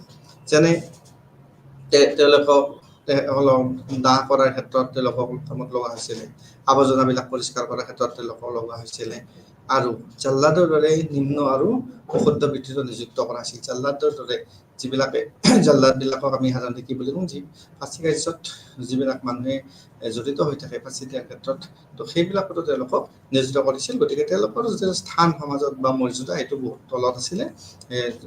মৃতদেহক দাহ কৰা বা যিবিলাক অপৰিষ্কাৰ জেগা বা মানে তেওঁলোকক সেইবিলাক আৱৰ্জনাবিলাক পৰিষ্কাৰ কৰাৰ ক্ষেত্ৰত তেওঁলোকক ব্যৱহাৰ কৰা হৈছিল। এতিয়া আমি যদি চাব যাওঁ, মধ্যযুগৰ আৰম্ভণিতে অস্পৃশ্যতাৰ চৰ্চা তীব্ৰতৰ হৈ পৰিছিল। মধ্যযুগৰ সময়ত আৰম্ভণিত খুব মানে বিশেষভাৱে আলোচনা কৰা হৈছিল অস্পৃশ্যৰ তাৰ বিষয়ে, আৰু বামুণীবাদী আইন পুথি যেনে বিষ্ণু স্মৃতি আৰু কাত্যায়ন স্মৃতিত প্ৰথমবাৰৰ বাবে অস্পৃশ্য শব্দটো ব্যৱহাৰ কৰা হৈছিল বুলি জানিব পৰা গৈছে, যে তাত অস্পৃশ্য শব্দটো পোৱা গৈছিল। তাৰ অৰ্থ হ'ল যে সেই সময়ৰ পৰাই সেই শ্ৰেণীৰ তাত উৎপত্তি হৈছিল আৰু তেওঁলোকক তেনেধৰণে ট্ৰিটমেণ্ট কৰা হৈছিল। তালিকাত অধিক গোট যোগ কৰা হ'ল যদিও চান্দালা আৰু চপাকক অস্পৃশ্য হিচাপে গণ্য কৰা হ'ল আৰু তেওঁলোকৰ অধিক নিষেধাজ্ঞাৰ সৈতে তেওঁলোকক নথিভুক্ত কৰা হ'ল। সূত্ৰৰ পৰা তেওঁলোক পৃথক আছিল। চীনা ভ্ৰমণকাৰী ফাহিয়ানেও চান্দালাসকলৰ সামাজিক, ব্যক্তিগত আৰু শাৰীৰিক পৃথকীকৰণ সম্পূৰ্ণ কৰাৰ প্ৰমাণ দিয়ে। তেওঁৰ যি ফাহিয়ানৰ যিবিলাক বিৱৰণ আছিল, বিৱৰণতো কিন্তু এই তেওঁলোকৰ চান্দালাসকলৰ যে সামাজিক বা ব্যক্তিগত বা শাৰীৰিক পৃথকীকৰণ আছিল তাৰ তেওঁ লিখনৰ পৰা প্ৰমাণ পোৱা যায়। বৌদ্ধ আৰু জৈন গ্ৰন্থটো একেধৰণৰে ব্যৱহাৰ কৰা হৈছিল। বৌদ্ধ জৈন ধৰ্মতো তেওঁলোকক ট্ৰিটমেণ্টটো তেনেধৰণে কৰাইছিল, তেনেধৰণে উল্লেখ কৰা হৈছে। তেওঁলোকে নিম্ন জাতি আৰু আনৰ পৰা তেওঁলোক পৃথক, তেনেধৰণে তেওঁলোকক ব্যৱহাৰ কৰা হৈছিল। দ্বাদশ শতিকাত অস্পৃশ্যতাই শিখৰ উপনীত হৈছিল, যে দ্বাদশ শতিকাত এইটো এটা পিক পইণ্ট আছিলে আৰু বহুলভাৱে বিস্তৃতভাৱে ব্যৱহাৰ তেনেধৰণৰ জাতি সৃষ্টি হৈছিলে আৰু তেওঁলোকক নিম্ন কামত নিয়োজিত কৰা হৈছিল। ব্ৰাহ্মণবাদী সমাজৰ সম্প্ৰসাৰণৰ ফলত বিভিন্ন ব্যক্তিগত গোট আৰু জনগোষ্ঠীৰ অস্পৃশ্য সমাজত অন্তৰ্ভুক্ত কৰা হৈছিল, আৰু আচাৰ ব্যৱহাৰৰ বিশুদ্ধতা আৰু অশুদ্ধিৰ ধাৰণাটো অধিক তীব্ৰতৰ হৈ পৰিছিল। আৰু সেইটো যেনেকে দৃষ্টি, চাহ, স্পৰ্শ, পানী আৰু খাদ্যৰ জৰিয়তে সংক্ৰমণ হৈ পৰিছিল। এনেধৰণৰ আছিল যে তেওঁলোকক চালে, তেওঁলোকক চাহ চকিলে বা তেওঁলোকক স্পৰ্শ কৰিলে, পানী আৰু খাদ্যৰ জৰিয়তে যেন অস্পৃশ্যটো এটা দূৰত ৰাখিবলগীয়া বিষয় আছিলে, সেই সম্বন্ধে সেই সময়ত প্ৰচলিত আছিলে। চান্দালাসকলৰ আটাইতকৈ বেছি আঘাত পাইছিল, তেওঁলোকে খুব আঘাত পাইছিলে, খুব তেওঁলোকক তেনেধৰণে ট্ৰিটমেণ্ট কৰা হৈছিল। নিষেধাজ্ঞা থকা কিছুমান বৰ্তমানৰ গোটকো অস্পৃশ্য বুলি অভিহিত কৰি লৈছিলে, আৰু য'ত আছিল চৰ্মাকাৰ, ৰজাক, তাৰপিছতে বুৰুদা, নাটা, চাকৰি, ধজি, সন্দিকা, চিকাৰী, মাছমৰীয়া, বচাই, জল্লাদ আৰু ভেদকাৰী, তেওঁলোকক তেনেধৰণৰ শ্ৰেণীত অন্তৰ্ভুক্ত কৰা হৈছিল। আৰু সেই সময়ত এটা ডাঙৰ কথা আছিল যে যিবিলাকে গোমাংস ভক্ষণ কৰিছিল সেইসকলক কিন্তু অস্পৃশ্য বুলি তেওঁলোকক প্ৰথমবাৰৰ বাবে তেওঁলোকক বিবেচনা কৰা হৈছিল, কাৰণ তেওঁলোকে সেইটো বিচৰা নাছিল। সেইকাৰণে তেওঁলোকক সেই জাতিৰ লগত অন্তৰ্ভুক্ত কৰি তেওঁলোক এটা পৃথক মৰ্যাদা দিবলৈ যত্ন কৰিছিল। তাৰপিছত আমি দেখিব পাৰোঁ যে ভিল্লা, কৈৱৰ্ত, মেধা আৰু কলিকা আদি কেইবাটাও আদিবাসী জনগোষ্ঠীকো ব্ৰাহ্মণৰ শৃংখলাত অস্বীকাৰ কৰাৰ বাবে অস্পৃশ্য কৰি তোলা হৈছিল। এতিয়া মূল কথা হৈছে সেই সময়ত ব্ৰাহ্মণসকল অতি ক্ষমতাশালী আছিল। তেওঁলোকৰ বুদ্ধিবৃত্তি হওক, শিক্ষা দীক্ষাই হওক বা তেওঁলোকৰ ভূমি অধিকাৰেই হওক বা ৰজা বা শাসনকৰ্তাৰ লগত তেওঁলোকৰ সম্পৰ্কই হওক, তেওঁলোকে খুব ক্ষমতাশালী হৈ আছিল। আৰু তেওঁলোকে যিবিলাক লোকে তেওঁলোকৰ শৃংখলা অস্বীকাৰ কৰিছিল বা বৈশ্যতা মানি লোৱা নাছিল, তেওঁলোককো তেওঁলোকে এনেধৰণৰ জাতিলৈ ঘোষণা কৰিছিল বা জাতিৰ শ্ৰেণীভুক্ত কৰিবলৈ বাধ্য কৰাইছিল। কিন্তু কি হ'ল, তেওঁলোকক চন্দলা আৰু চবপাকৰ দৰে মূলসুঁতিৰ অস্পৃশ্যসকলৰ দৰে একে ব্যৱহাৰ কৰিব পৰা নগৈছিলে।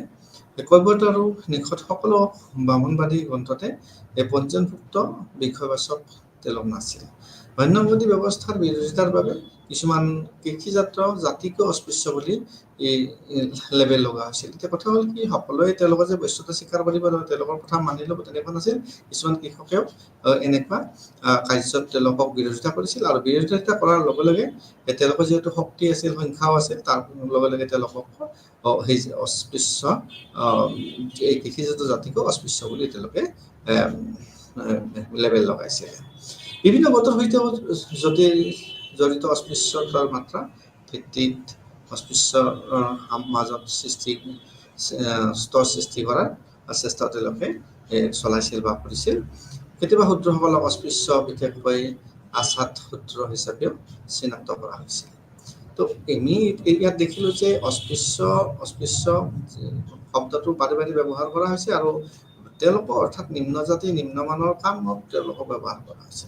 এক কথা ক'বলৈ যদি আমি যাওঁ, অস্পৃশ্য এফালে বৰ্জনৰ অস্ত্ৰ হিচাপে তেওঁলোকে ব্যৱহাৰ কৰিছিল, আৰু আনহাতে কি কৰিছিল, ইয়াক মতানৈক্যৰ মাত দমন কৰিবলৈকেও ব্যৱহাৰ কৰা হৈছিল। অস্পৃশ্যটো অস্পৃশ্য, আৰু যিবিলাকে তেওঁলোকৰ মতত অমত হৈছিল, বামনবাদীসকলক তেওঁলোকক দমন কৰাৰ ক্ষেত্ৰত ব্যৱহাৰ কৰিছিল। কিন্তু সকলো অস্পৃশ্য সমাজৰ পৰা বাদ দিয়া হোৱা নাছিল। কিছুমান আৰম্ভণিৰ মধ্যযুগীয় ব্ৰাহ্মণিক গ্ৰন্থত ব্যতিক্ৰমী উল্লেখ আছিলে, আৰু স্মৃতাৰ্থৰে অস্পৃশ্যক মন্দিৰত প্ৰৱেশৰ অনুমতি দিয়ে বুলিও তাত উল্লেখ কৰা আছিলে।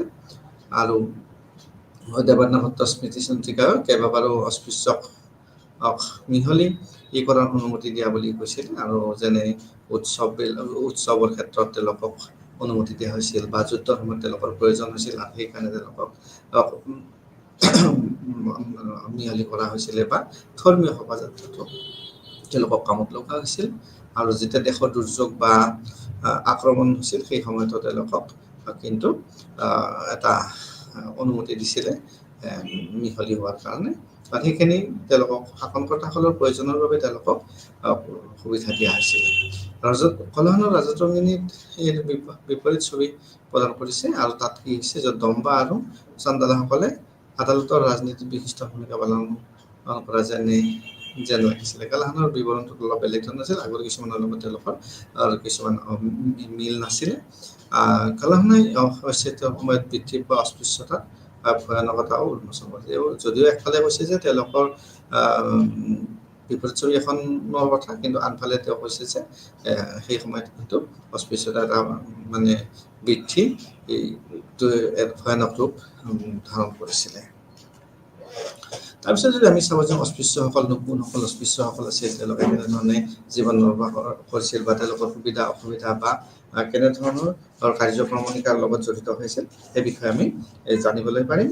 এতিয়া কথা হ'ল কি যে কায়স্থ লিখকসকলৰ সম্প্ৰদায় হিচাপে উত্থান সেই সময়ত আন এক গুৰুত্বপূৰ্ণ সামাজিক বিকাশ আছিল। সমাজৰ পৰিৱৰ্তন বা বিকাশৰ ক্ষেত্ৰত কায়স্থসকলে যিবিলাক লিখিছিল বা সেই সম্প্ৰদায় তেওঁলোকৰ সেই সময়ত উত্থান হৈছিল, আৰু সেই উত্থানে এটা গুৰুত্বপূৰ্ণ ভূমিকা পালন কৰিছিলে। তাৰপিছত আমি দেখিবলৈ যাওঁ যে ভূমি অনুদান প্ৰসাৰৰ ফলত লিপিবদ্ধকাৰী বা নথিপত্ৰ লেখক বা অভিলেখক ৰখীয়া এটা শ্ৰেণীৰো সৃষ্টি হৈছিল। যি সময়ত ভূমি অধিগ্ৰহণ কৰা হৈছিল, অনুদান কৰিছিল, তাত এক্সপানশ্যন হিচাপে প্ৰসাৰ হৈছিল, আৰু তাত লিখিবৰ কাৰণে বা নথিবিলাক প্ৰণালীবদ্ধভাৱে ৰাখিবৰ কাৰণে তাত সৃষ্টি কৰা হৈছিল। আৰু কায়স্থ কৰণিকা অধিকাৰী, এই গুপ্তফলক, চিত্ৰগুপ্ত লেখা, দিবিৰা, ধৰ্মলেখী, সেইবিলাক বিভিন্ন লোকসকলে তাত এই জনজাত বিভিন্নভাৱে তেওঁলোকৰ জনাজাত আছিল। আৰু এক ডজন শ্ৰেণীৰ ভিতৰত তেওঁলোকৰ কায়স্থ এটা শ্ৰেণী গঠন কৰা বুলি কোৱা হয়। আৰু তাৰপিছত আমি দেখি প্ৰথম অৱস্থাত উচ্চ বৰ্ণৰ পৰা স্বাক্ষৰ ব্যক্তিসকলক কায়স্থ হিচাপে নিযুক্তি হৈছিল। যিবিলাক উচ্চ বৰ্ণৰ লোক আছিল, তেওঁলোকক স্বাক্ষৰ অৰ্থাৎ স্বাক্ষৰ মানে শিক্ষিত মানুহবিলাকক কায়স্থ হিচাপে নিযুক্তি দিছিল, আৰু পিছলৈ নথিপত্ৰ লিখাটো তেওঁলোকৰ বাবে এটা মুকলি পেচা হৈ পৰিছিল, অৰ্থাৎ তেওঁলোকে এটা কৰ্ম লাভ কৰিছিলে। যেতিয়া বৃত্তিটো বংশগত হৈ পৰিছিল, আৰু জাতিৰ আকৃতি সদস্যসকলে শ্ৰেণীৰ অন্তৰ্বিবাহ আৰু বিবাহিতৰ অভ্যাস তেওঁলোকে কৰিছিল। ব্ৰহ্মবিদ নীতিগত গ্ৰন্থসমূহৰ অম্বস্ত্ৰ বা বৈদ্য বা চিকিৎসক ক্ষুদ্ৰ বুলি তেওঁলোকে ঘোষণা কৰিছিল, আৰু দ্বিজসকলক নিজৰ বৃত্তি লোৱাত তেওঁলোকে বাধা দিছিল। বিভিন্ন কাৰণ আছিল ইয়াৰে হয়তো তেওঁলোকৰ বৈজ্ঞানিক দৃষ্টিভংগীৰ বাবে বা হয়তো বৌদ্ধ মঠৰ সৈতে তেওঁলোকৰ সম্পৰ্কৰ বাবে তেওঁলোকক দূৰত ৰাখিবলৈ যত্ন কৰিছিল যে নিষেধাজ্ঞা থাকিলেও নিষেধাজ্ঞা থকাৰ ক্ষেত্ৰতো কিন্তু বহুতে এই কথা তেওঁলোকৰ বৃত্তি গ্ৰহণ কৰিছিল আৰু নীতিগত গ্ৰন্থক তেওঁলোকে অৱজ্ঞা কৰি তেওঁলোকে চিকিৎসক হোৱাহি হৈছিলে সচৰাচৰ দৰে এই প্ৰথা বংশগত হৈ পৰিছিল আৰু বৃত্তিটো বৃত্তিটো এটা জাতিলৈ পৰিণত হৈছিল আৰু ব্ৰাহ্মণসকলে নিজে ব্ৰাহ্মণ্য মঠত এই বৃত্তিটো চলাবলৈ আৰম্ভ কৰিছিল তেওঁলোকে তেতিয়া বৃত্তিটোৰ প্ৰতি থকা পক্ষপাতিত্ব বহু পৰিমাণে হ্ৰাস পাবলৈ ধৰিলে আৰু চিকিৎসা বিজ্ঞান আৰু পশু চিকিৎসা বিজ্ঞানৰ সন্ধিৰ গঠনীয় বৃত্তি আৰু জাতিটোৰ এটা মনোভাৱক উন্নীত কৰিবলৈ সক্ষম হৈছিল এতিয়া আমি যদি চাবলৈ যাওঁ জনজাতি কোনসকল জনজাতিসকলৰ ভূমিকা কেনেধৰণৰ আছিল যাক আমি ট্ৰাইব বুলি কৈছোঁ তেওঁলোকৰ ভূমিকা কেনেধৰণৰ আছিল বা কেনেধৰণৰ গাঁৱত বা তেওঁলোকে এইটো গাঁও আৰু অৰণ্যত তেওঁলোকৰ আৰু আভ্যন্তৰত তেওঁলোকৰ গ্ৰাম্য অঞ্চলবিলাক আছিল আৰু তেওঁলোকক তাতে ভূমিৰ অনুদান দিয়া হৈছিল আৰু তাত যিখন সমাজ আছিল সেই সমাজখনে তাত বাস কৰি জনজাতিসমূহৰ মুখামুখি হৈছিল বহুতো লিপিত আমি কিছুমান ইংগিত পাওঁ যে প্ৰাক-ৰাষ্ট্ৰ সমাজৰ পৰা ৰাষ্ট্ৰ সমাজ বা কৃষিকৰণলৈ পৰিৱৰ্তন একেবাৰে শান্তিপূৰ্ণ নাছিল তেওঁলোকৰ ৰাষ্ট্ৰ আৰু নতুন মতাদৰ্শ দুয়োটাকে প্ৰতিহত কৰিছিল কিন্তু দুয়োজনতে জাতিসমূহক বগ কৰি ব্ৰাহ্মণবাদী সামাজিক সাংস্কৃতিক ভাজলৈ ৰূপান্তৰিত কৰাত সফল হৈছিল তেওঁলোকে কিন্তু সেই জনজাতিসকলক ব্ৰাহ্মণৰ আদব কায়দাৰে বা শিক্ষাৰে তেওঁলোকে দীক্ষিত কৰি পেলাই তেওঁলোকৰ অধীনত আনিবলৈ তেওঁলোকে সক্ষম হৈছিল বিনিময়ত ব্ৰাহ্মণসকলে কি কৰিছিলে জনজাতীয় পূজাসমূহক ব্ৰাহ্মণীয় গোটত নিজৰ কৰি লৈছিল আৰু যেনেকৈ আমি পুৰী জগন্নাথৰ আমি উদাহৰণ দিব পাৰোঁ পুৰী জগন্নাথৰ পূজা হৈছিল মধ্যযুগৰ আৰম্ভণিত উৰিষ্যাৰ গংগা বংশৰ পৃষ্ঠপোষকতাত আৰু এইটো প্ৰায় 11 পৰা 15 শতিকাৰ ভিতৰৰ কথা জনজাতীয় সংহতিৰ সৰ্বোত্তম এটা উদাহৰণ হিচাপে আমি তাক গণ্য কৰিব পাৰোঁ সমগ্ৰ জাতি বা বৰ্ণলৈ ধৰ্মান্তৰিত হোৱা নাছিল কিন্তু সেই সময়ত সকলোৱে যে ধৰ্মান্তৰ হৈছিল তেনেকুৱা নহয় একেটা জনগোষ্ঠীৰ কিছুমান উচ্চতম পৰ্যায়ত অৰ্থাৎ ব্ৰাহ্মণৰ ক্ষত্ৰিয় হিচাপে বা নিম্নতম পৰ্যায়ত অৰ্থাৎ ক্ষুদ্ৰ বা আনকি অস্পৃশ্য হিচাপে অন্তৰ্ভুক্ত কৰি লৈছিলে ব্ৰাহ্মণকৃত জনজাতীয় যিটো গোট আছিল যেনে অভিৰ ব্ৰাহ্মণ তেওঁলোকক অভিৰ ব্ৰাহ্মণ বুলি কোৱা হৈছিল সম্বস্থ ব্ৰাহ্মণ আৰু বয়া ব্ৰাহ্মণ বুলি তেওঁলোকক কৈছিল আৰু এইবিলাকে হ'ল তাৰ উদাহৰণ আৰু ডেকান নেলৰৰ যিটো নেলৰ বা গুণ্টুৰ অঞ্চল আছে তাত এই বিশিষ্ট জনজাতীয় যিটো সম্প্ৰদায় আছিল সম্প্ৰদায়বিলাকে এইবিলাক বয়াসকলে ব্ৰাহ্মণলৈ পৰিণত হৈছিল আৰু ডেকানৰ বিশিষ্ট স্থানীয় শক্তি হিচাপে তেওঁলোকে আত্মপ্ৰকাশ হৈছিল কাৰণ তেওঁলোকে ব্ৰাহ্মণলৈ ৰূপান্তৰ হৈছিল আৰু তেওঁলোকে বিভিন্ন শক্তিৰে শক্তিশালী হৈ পৰিছিল তাৰপিছত আমি চাম যে দাস সেই সময়ত দাস এটা উল্লেখযোগ্য বুলি ক'ব লাগিব যে দাস আচলতে দাসসকল কোনসকলে দাসত্ব কৰিছিলে দাসসকল আছিল বৈদিক যুগৰ আৰম্ভণিৰ পৰাই দাসত্বৰ এটা অস্তিত্ব আছিল যদিও দাসক কেতিয়াও উৎপাদন সম্পৰ্কীয় কামত অন্তৰ্ভুক্ত কৰা হোৱা নাছিল দাস মানে আনৰ অধীনত তেওঁলোকে কাম কৰিব লাগিছিল দাস বিভিন্ন প্ৰকাৰৰ আছিল উৎপাদন তেওঁলোকে ব্যৱহাৰ কৰা হোৱা নাছিল আৰু তথাকথিত অশুদ্ধ ঘৰুৱা কাম যেনে ঝাৰু দিয়া মানুহৰ মল আঁতৰোৱা আৰু মালিকক ব্যক্তিগত আগবঢ়োৱা আদি কামত তেওঁলোক আবদ্ধ আছিল বা সীমাবদ্ধ হৈ আছিল দাসসকলৰ কাৰ্য তেনেধৰণে সেই কাৰ্যত নিয়োজিত হ'ব লাগিছিল দাস কেতিয়াও সমজাতীয় শ্ৰেণী নাছিল ক'বই নোৱাৰে তেওঁলোকে সমান মৰ্যাদা দিলে এতিয়া দাসত্ব তেওঁলোকে কটাব নালাগিলেহেঁতেন অৰ্থশাস্ত্ৰত 5 প্ৰকাৰৰ দাসৰ কথা উল্লেখ আছে অৰ্থশাস্ত্ৰত বেছি 5 প্ৰকাৰৰ দাস কথা কিন্তু আনহাতে মনুস্মৃতিত কিন্তু 7 প্ৰকাৰৰ আৰু নাৰদ স্মৃতিত 15 প্ৰকাৰৰ দাসৰ কথা উল্লেখ কৰা হৈছে দাসৰ জন্ম ক্ৰয় বন্ধক উপহাৰ উত্তৰাধিকাৰ স্বেচ্ছামূলক দাসত্ব যুদ্ধত বন্দী হোৱা ঋণেৰ ওপৰত ভিত্তি কৰি দাসৰ মাজত পাৰ্থক্য আছিল। বিভিন্ন দাস আছিল যদিও এই দাসৰ কেটেগৰীটো বেলেগ বেলেগ আছিল। তেওঁলোকৰ নেচাৰ অনুসাৰে তেওঁলোকৰ দাসবিলাক ক'ত জন্ম হৈছিল সেইমতে তেওঁলোকক ট্ৰিটমেণ্ট কৰা হৈছিল। দাসবিলাক ক্ৰয় বিক্ৰয় কৰা হৈছিল, কিনা বেচা হৈছিল, তেওঁলোকৰ ট্ৰিটমেণ্টটো বেলেগ ধৰণৰ আছিল। বন্ধকত ৰখা হৈছিল, কিছুমান তেওঁলোকে বন্ধকত দিবলগীয়া হৈছিল। উপহাৰ হিচাপে দিয়া হৈছিল দাসক, তেওঁলোকৰ সেই হিচাপে ব্যৱহাৰ কৰা হৈছিল দাসক। বা উত্তৰাধিকাৰী এজন দাসৰ পৰা আন এজন দাস যেনে হৈছিল তেওঁলোকৰ বেলেগ ধৰণে ব্যৱহাৰ কৰা হৈছিল। বা স্বেচ্ছামূলক দাস, কিছুমানে নিজকে দাস হিচাপে অৰ্পণ কৰিছিল। আৰু যুদ্ধত বন্দী হোৱা দাসৰ ব্যৱহাৰটো বেলেগ ধৰণৰ আছিল। বা ঋণ আদিৰ ওপৰত ভিত্তি কৰি যিবিলাক হৈছিল সেইবিলাকৰ মাজত ব্যক্তিগত পাৰ্থক্য আছিল। দাস বা দাস ভাড়াতীয়া চাকৰৰ পৰা পৃথক আছিল। যে দাসক যিবিলাক ভাড়াতীয়া চাকৰ আছিল তাৰ পৰা বেলেগ আছিল, কাৰণ দাসক যিধৰণে ব্যৱহাৰ কৰিব পাৰিছিল তেনেকৈ ভাৰতীয় চাকক ব্যৱহাৰ কৰিব পৰা নাছিল। সূত্ৰকাৰ উনৈশ শতিকাই দাসত্বৰ এক প্ৰাঞ্চল ছবি দাঙি ধৰিছিল। আৰু দাস বিক্ৰী আৰু ক্ৰয়ৰ বস্তু হিচাপে গণ্য কৰা হৈছিল। বস্তু হিচাপে সেই সময়ত কৰা হৈছিল যে দাসক বেছি বক্তি দাসক কিনিব পাৰি। দাসপুত্ৰ বা দাসৰ পুত্ৰ আৰু দাসপুত্ৰ বা দাসৰ কন্যা বাৰে বাৰে গালি গালাজ হিচাপে ব্যৱহাৰ কৰা হৈছিল। তেওঁলোকক দাসৰ পুত্ৰ, দাসৰ পুত্ৰী বুলি তেওঁলোকক কোৱা হৈছিল, গালি পাৰা হৈছিল, তেওঁলোকক মৰ্যাদা লাঘৱ হৈছিল। তেনেধৰণে দাসৰ পুত্ৰক তেনেধৰণে ব্যৱহাৰ কৰিছিল, দাসৰ পুত্ৰীক তেনেধৰণে ব্যৱহাৰ কৰিছিল। ত্ৰয়োদশ শতিকাত লেখা পদ্ধতি নামৰ গ্ৰন্থখনত ঘৰুৱা আৰু পথাৰৰ এগৰাকী মহিলা দাসৰ বহুবিধ কৰ্তব্যৰ বিষয়ে পৃথকভাৱে উল্লেখ কৰা হৈছিল। আৰু আনকি বহিৰাজ্যলৈ পঠোৱাৰ অনুমতিও দিয়া হৈছিল। দাসসকলে জীৱিকাৰ বাবে সম্পূৰ্ণৰূপে নিজৰ মালিকৰ ওপৰত নিৰ্ভৰশীল আছিল। নিশ্চিতভাৱে তেওঁলোকৰ জীৱিকা, তেওঁলোকৰ আয় তেওঁলোকৰ মালিকৰ ওপৰতে নিৰ্ভৰ কৰিছিল। তেওঁলোকৰ কোনো ধৰণৰ মালিকাধীন অধিকাৰ নাছিল, তেওঁলোকৰ ক্ষমতাই নাছিল। শাৰীৰিক নিৰ্যাতন কৰা হৈছিল তেওঁলোকৰ দাসত্বৰ কাৰণে, তেওঁলোকৰ কামৰ কাৰণে। লেখা পদ্ধতি এগৰাকী মহিলাৰ দাসক অত্যাচাৰ কৰি আত্মহত্যা কৰিবলৈ ঠেলি দিয়া বুজায়। তো এনেধৰণৰ ইমানে অত্যাচাৰৰ প্ৰাবল্য বেছি হৈছিল যে অৱশেষত মহিলাগৰাকী আত্মহত্যা কৰিবলৈ বাধ্য হৈছিল। কিন্তু তেওঁলোকৰ মুক্তি সম্ভৱ হৈছিল। মাজে মাজে তেওঁলোকক এনেকুৱা নাছিল যে তেওঁলোকে মুক্তি নাপাইছিল, মুক্তি সম্ভৱ হৈছিল। তাৰ কিছুমান চৰ্ত নিশ্চিতৰূপে আছিল বা থাকিব। নাৰদ-স্মৃতি ইয়াৰ বাবে বিশদ ব্যৱস্থা আগবঢ়াইছিল। নাৰদ-স্মৃতিত আমি যদি অধ্যয়ন কৰোঁ, আমি তাৰ পৰা বিশদভাৱে আমি জানিবলৈ পাৰিম। দক্ষিণ ভাৰতত আগৰ পৰাই প্ৰচলিত আছিল। দক্ষিণ ভাৰতৰ সংগম যুগৰ শেষৰ ফালৰ পৰাই দাসত্বৰ অস্তিত্ব আছিল। দক্ষিণ ভাৰতত দাসক ব্যক্তিগত সম্পত্তি হিচাপে গণ্য কৰা হৈছিল। পাৰিবাৰিক সম্পত্তি হিচাপে তেওঁলোকে যেনেধৰণে ইচ্ছা তেনেধৰণে ব্যৱহাৰ কৰিব পাৰিছিল। শিলালিপিত লিপিত কৰা হৈছিল যে পুৰুষ আৰু মহিলা উভয়কে মন্দিৰত বিক্ৰী কৰা হৈছিল।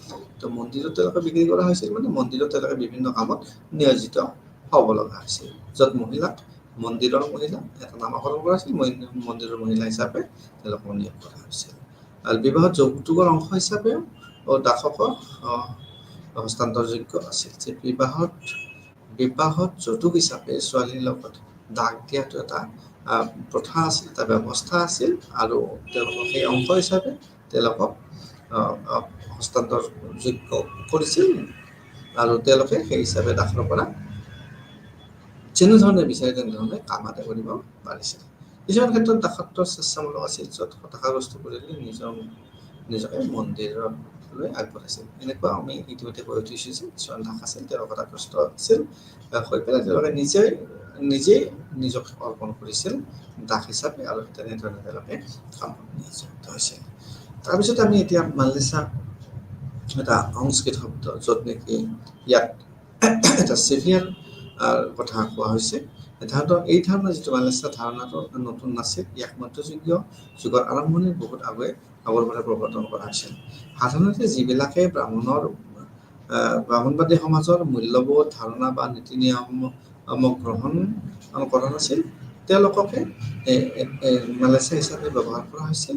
এয়া মূলতঃ বিদেশী আৰু খিলঞ্জীয়া জনজাতিৰ বাবে ব্যৱহাৰ কৰা হৈছিল। ব্ৰাহ্মণ্য সামাজিক ব্যৱস্থাটো সুৰক্ষিত কৰিবলৈ আৰু সাংস্কৃতিবান আৰু বৰ্বৰসকলৰ মাজত দ্বৈততা সৃষ্টি কৰিবলৈও আৰু এই কাঠামো ব্যৱহাৰ কৰা হৈছিল। মালয়েছিয়া ধাৰণা নিৰ্দিষ্ট নাছিল যদিও সময় আৰু স্থানৰ ভিন্নতা আছিল। মালয়েছিয়া গোটবোৰে বৈষম্যপূৰ্ণ প্ৰকৃতিৰ আছিল।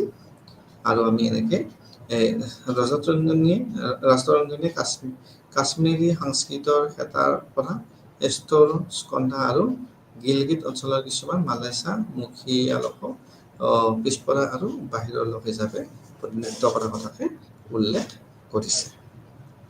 তাৰপিছত আমি লিংগ সম্পৰ্ক, আমি যদি জেণ্ডাৰ ৰিলেশ্যনছৰ কথা ক'ব যাওঁ, গতিকে আমি তাত দেখিবলৈ পাম যে মধ্যযুগৰ আৰম্ভণি আমি দেখিবলৈ পাইছোঁ যে কৃষি অৰ্থনীতিৰ তাত সম্প্ৰসাৰণ হৈছিল আৰু লগে লগে ভূমি এই সম্পত্তিৰ আটাইতকৈ মূল্যৱান ধনৰ ৰূপ হিচাপে আত্মপ্ৰকাশ কৰা হৈছিল। যে মধ্যযুগৰ আৰম্ভণিতে কৃষি অৰ্থনীতি সম্প্ৰসাৰণ হৈছিল আৰু তাৰ লগে লগে এটা কথা আহি গৈছিল যে ভূমি সম্পত্তিৰ আটাইতকৈ মূল্যৱান ধনৰ ৰূপ হিচাপে আত্মপ্ৰকাশ হয়।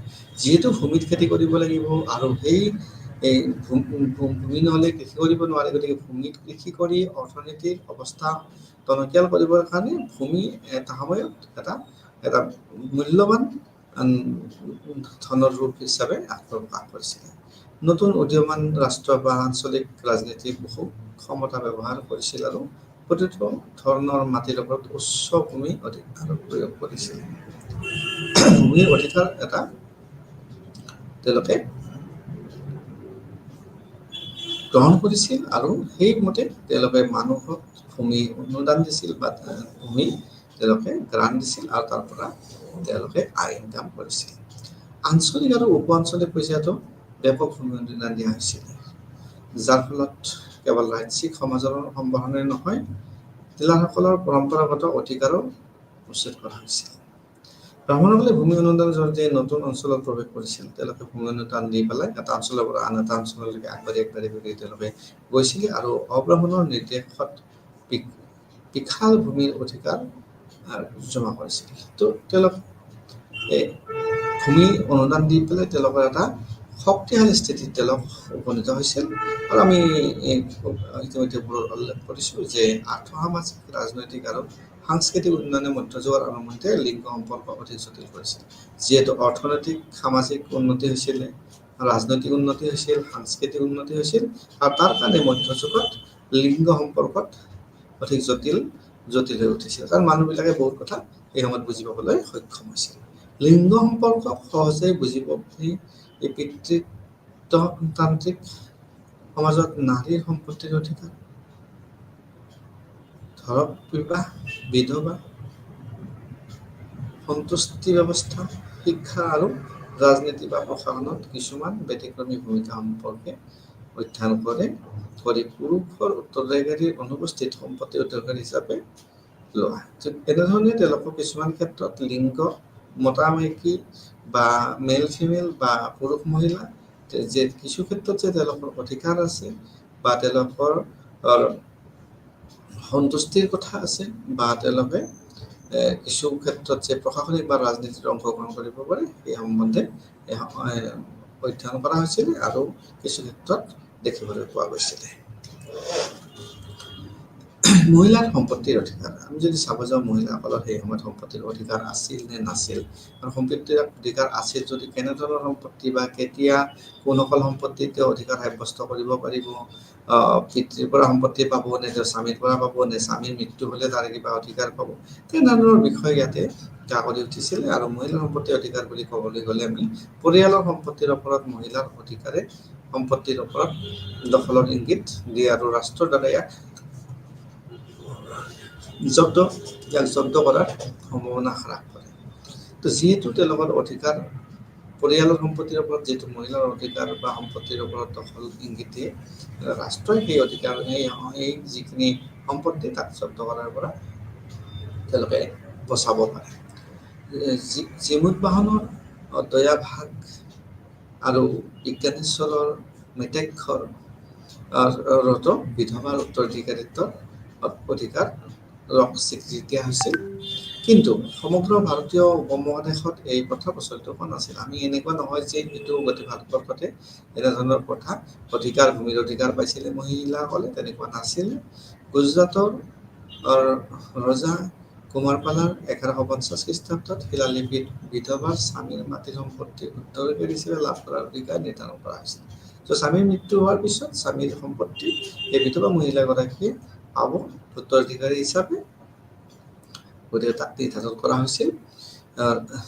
ৰাজনীতিত চোলাৰ তামিলনাডুৰ আছাল পুৰমৰ আন এজনে ব্ৰহ্মদীয় গাঁৱৰ সভা সিদ্ধান্তৰ কথা কৈছিল আৰু য'ত বিধৱা স্বামীৰ মাটি আৰু অন্যান্য সম্পত্তি উত্তৰাধিকাৰী সূত্ৰে ল'বলৈ তেওঁলোকক অনুমতি দিয়া হৈছিল। যদিও সকলো জেগাতে বা সকলো ক্ষেত্ৰতে নাছিল, কিন্তু বহুত ক্ষেত্ৰত বা বহুত জেগাত মহিলাসকলে বা বিধৱাসকলে সম্পত্তিৰ অধিকাৰ লাভ কৰিছিলে। আৰম্ভণি মধ্যযুগীয় ধাৰাবাহিক আৰু হজমসমূহে শ্ৰীধনৰ পৰিসৰ বৃদ্ধি কৰে। মিতাক্ষৰে ইয়াক মহিলাসকলৰ যিকোনো ধৰণৰ সম্পত্তি বুলি ব্যাখ্যা কৰিছিলে, কিন্তু সংজ্ঞাটো সকলো গ্ৰন্থতে একে নাছিল। সকলো গ্ৰন্থই সমভাৱে বা সমধৰণৰ মত আগবঢ়োৱা নাই। দয়া ভোগান আৰু স্মৃতি চন্দ্ৰিকা আৰু আদি কিছুমান আন গ্ৰন্থই শ্ৰীধনৰ অতি সীমিত পৰিসৰত স্বীকৃতি দিছিল।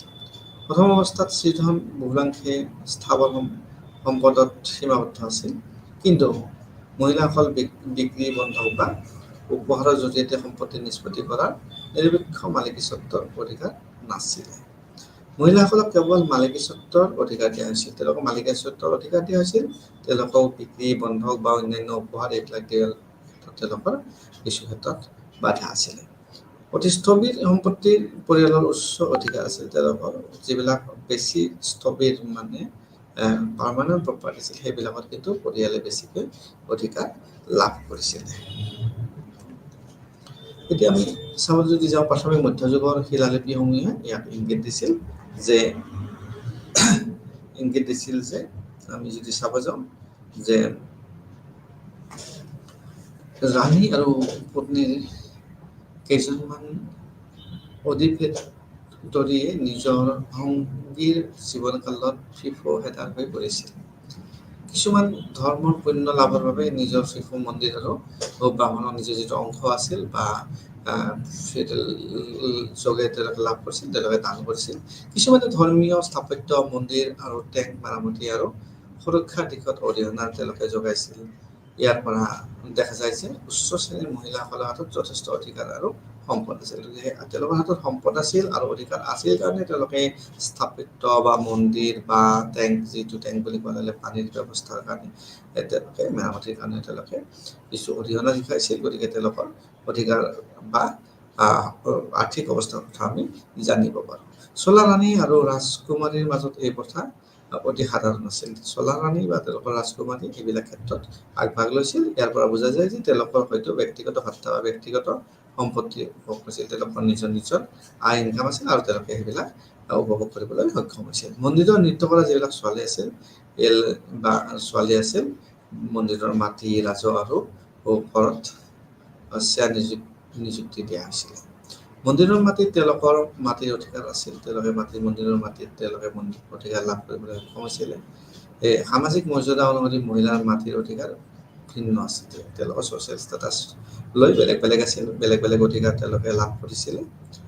তাৰপিছত আমি ৰাজত্বমণি কাশ্মীৰৰ বহু মহিলা দাতা আৰু নিৰ্মাতাৰ কথা উল্লেখ কৰিছে, য'ত মহিলা শাসক আমি নাম ক'ব পাৰোঁ সুগন্ধা, দিত্তা আৰু সূৰ্যমতী, ৰাণী ৰত্নদেৱী আৰু কিছুমান অৰাজক নাৰী যেনে সুখলা, চিন্তা, ভালগা আৰু সাম্বৱতী।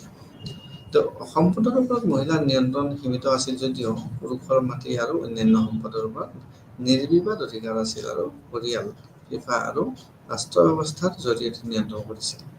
ব্ৰাহ্মণ্যবাদী নীতিগত আইনসমূহেও নাৰীৰ আধিপত্যৰ ওপৰত পুৰুষৰ আধিপত্যৰ কাৰ্যৰ কাম কৰিছিল। লিংগ সমতাৰ ধাৰণাটো প্ৰায় অদৃশ্য আছিল। সেই সময়ত কিন্তু লিংগক এনেকুৱা যে তাত লিংগ সমতা মহিলা আৰু পুৰুষক সমানে অধিকাৰ দিব লাগে তেনেধৰণৰ কোনো কথা নাছিল আৰু এইটো প্ৰায় উজ্জ্বল আছিল বা অদৃশ্যই আছিল। এই ক্ষেত্ৰত কাশ্মীৰৰ কাহিনী ব্যতিক্ৰম, য'ত পুৰুষ আৰু মহিলা উভয় পৰস্পৰৰ সৈতে চাকৰিপ্ৰাপ্ত ভূমিকাক অপেক্ষা কৰিছিল আৰু অনুদান অট্টালিকা নিৰ্মাণত একে প্ৰকল্প হাতত লৈছিল।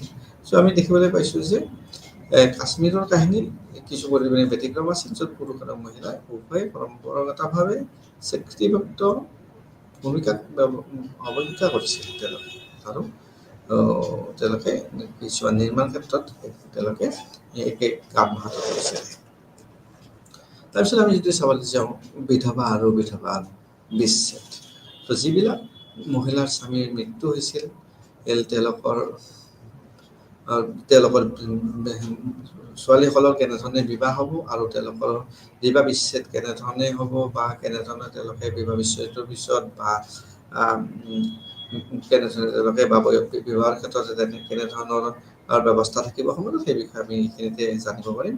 মহিলাৰ সম্পত্তিৰ অধিকাৰ উপৰিও ঘৰৰ ভিতৰত আৰু বাহিৰত তেওঁলোকৰ পুৰুষ লোকসকলৰ প্ৰতি সমতাৰ ক্ষেত্ৰত মহিলাৰ অৱস্থানে তেওঁলোকৰ লিংগ সম্পৰ্কও বুজাইছিল। বিবাহ হৈছে পৰিয়ালৰ মূল, য'ৰ পৰা লিংগ সম্পৰ্ক সৃষ্টি হয়। তাৰ আগৰ সময়ছোৱাত এনুলমা বিবাহক উৎসাহিত কৰা হৈছিল আৰু প্ৰতিলোমা বিবাহক তীব্ৰভাৱে অসন্মতি কৰা হৈছিল। আমি যদি যাব অনুলোমা আৰু প্ৰতিলোমা। অনুলোমা হ'ল পুৰুষজন উচ্চ জাতিৰ উচ্চ বৰ্ণৰ আৰু মহিলা এগৰাকী নিম্ন জাতৰ বা নিম্ন বৰ্ণৰ, আৰু প্ৰতিলোমা হ'ল মহিলাগৰাকী উচ্চ বৰ্ণৰ আৰু পুৰুষজন হ'ল নিম্ন বৰ্ণৰ। এই দুয়োটাকে তেওঁলোকে এই সময়ত অস্বীকাৰ কৰিছিল, দুয়োটা ব্যৱস্থাকে। এই দুয়োটা বিবাহৰ ফলত বৰ্ণ আৰু জাতিৰ আন্তঃমিশ্ৰণ ঘটিছিল। নিশ্চিতভাৱে উচ্চ নিম্ন উচ্চ জাতিৰ কিছুমানৰ সৃষ্টি হৈছিল। একেদৰে মধ্যযুগৰ আৰম্ভণিতে দ্বিজা বা বিজাতি পুৰুষৰ আন ছোৱালীৰ সৈতে বিবাহ যোগ্য ঘোষণা কৰা হৈছিল। কিছুমান ব্যতিক্ৰমী পৰিস্থিতিত এনে সংঘৰ অনুমতি দিয়া হৈছিল, কিছুমান ক্ষেত্ৰত অনুমতি লৈছিল আৰু তাৰ কিছুমান কাৰণো আছিল। স্মৃতিসঞ্জিতে এনে সংঘৰ অনুমতি দিছিল আৰু সন্তানৰ বাবে উত্তৰাধিকাৰৰ নিয়ম কিছুমান তেওঁলোকে প্ৰণয়ন কৰিছিল।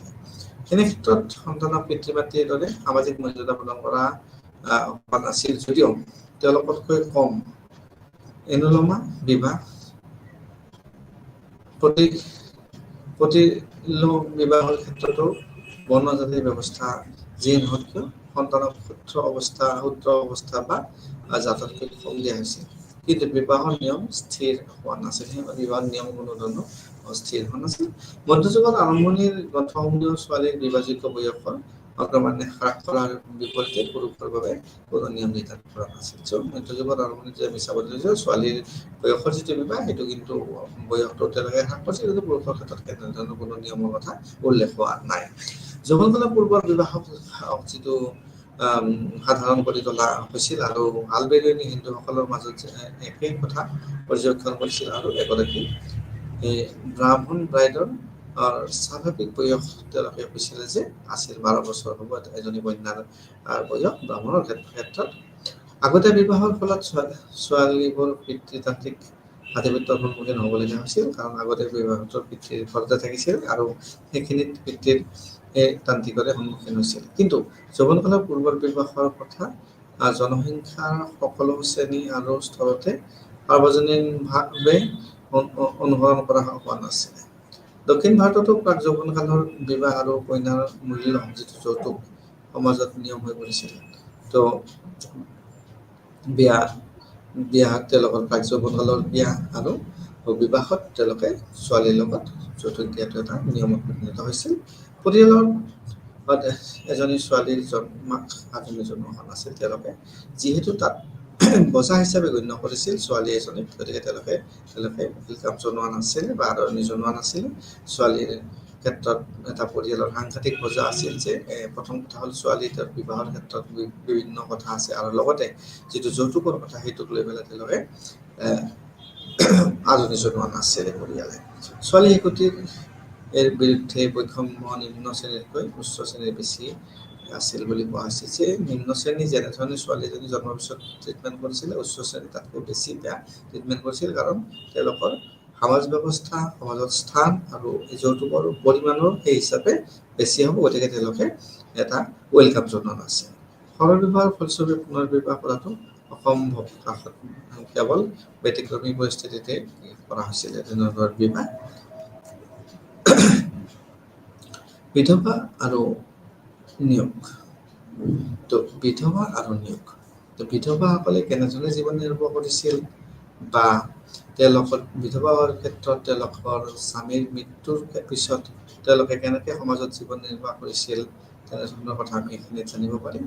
এই ব্ৰহ্মপুৰাণত শিশু বিধৱা বা অপহৰণ কৰা বলপূৰ্বক পৰিত্যক্তৰ পুনৰ বিবাহৰ অনুমতি দিছিল। এনেধৰণৰ বিলাক পুনৰ বিবাহৰ তেওঁলোকে অনুমতি লাভ কৰিছিলে। কিন্তু যিটো মেধাতিথি, মনুস্মৃতিৰ এই টকা আৰু অন্যান্য বিধৱাৰ পুনৰ্বিবাহক সন্মত কৰে। তেওঁলোকে ব্যৱহাৰ মানে উইড' ৰিমেৰেজটোক তেওঁলোকে প্ৰাধান্য দিয়া নাছিলে, উইড' ৰিমেৰেজক।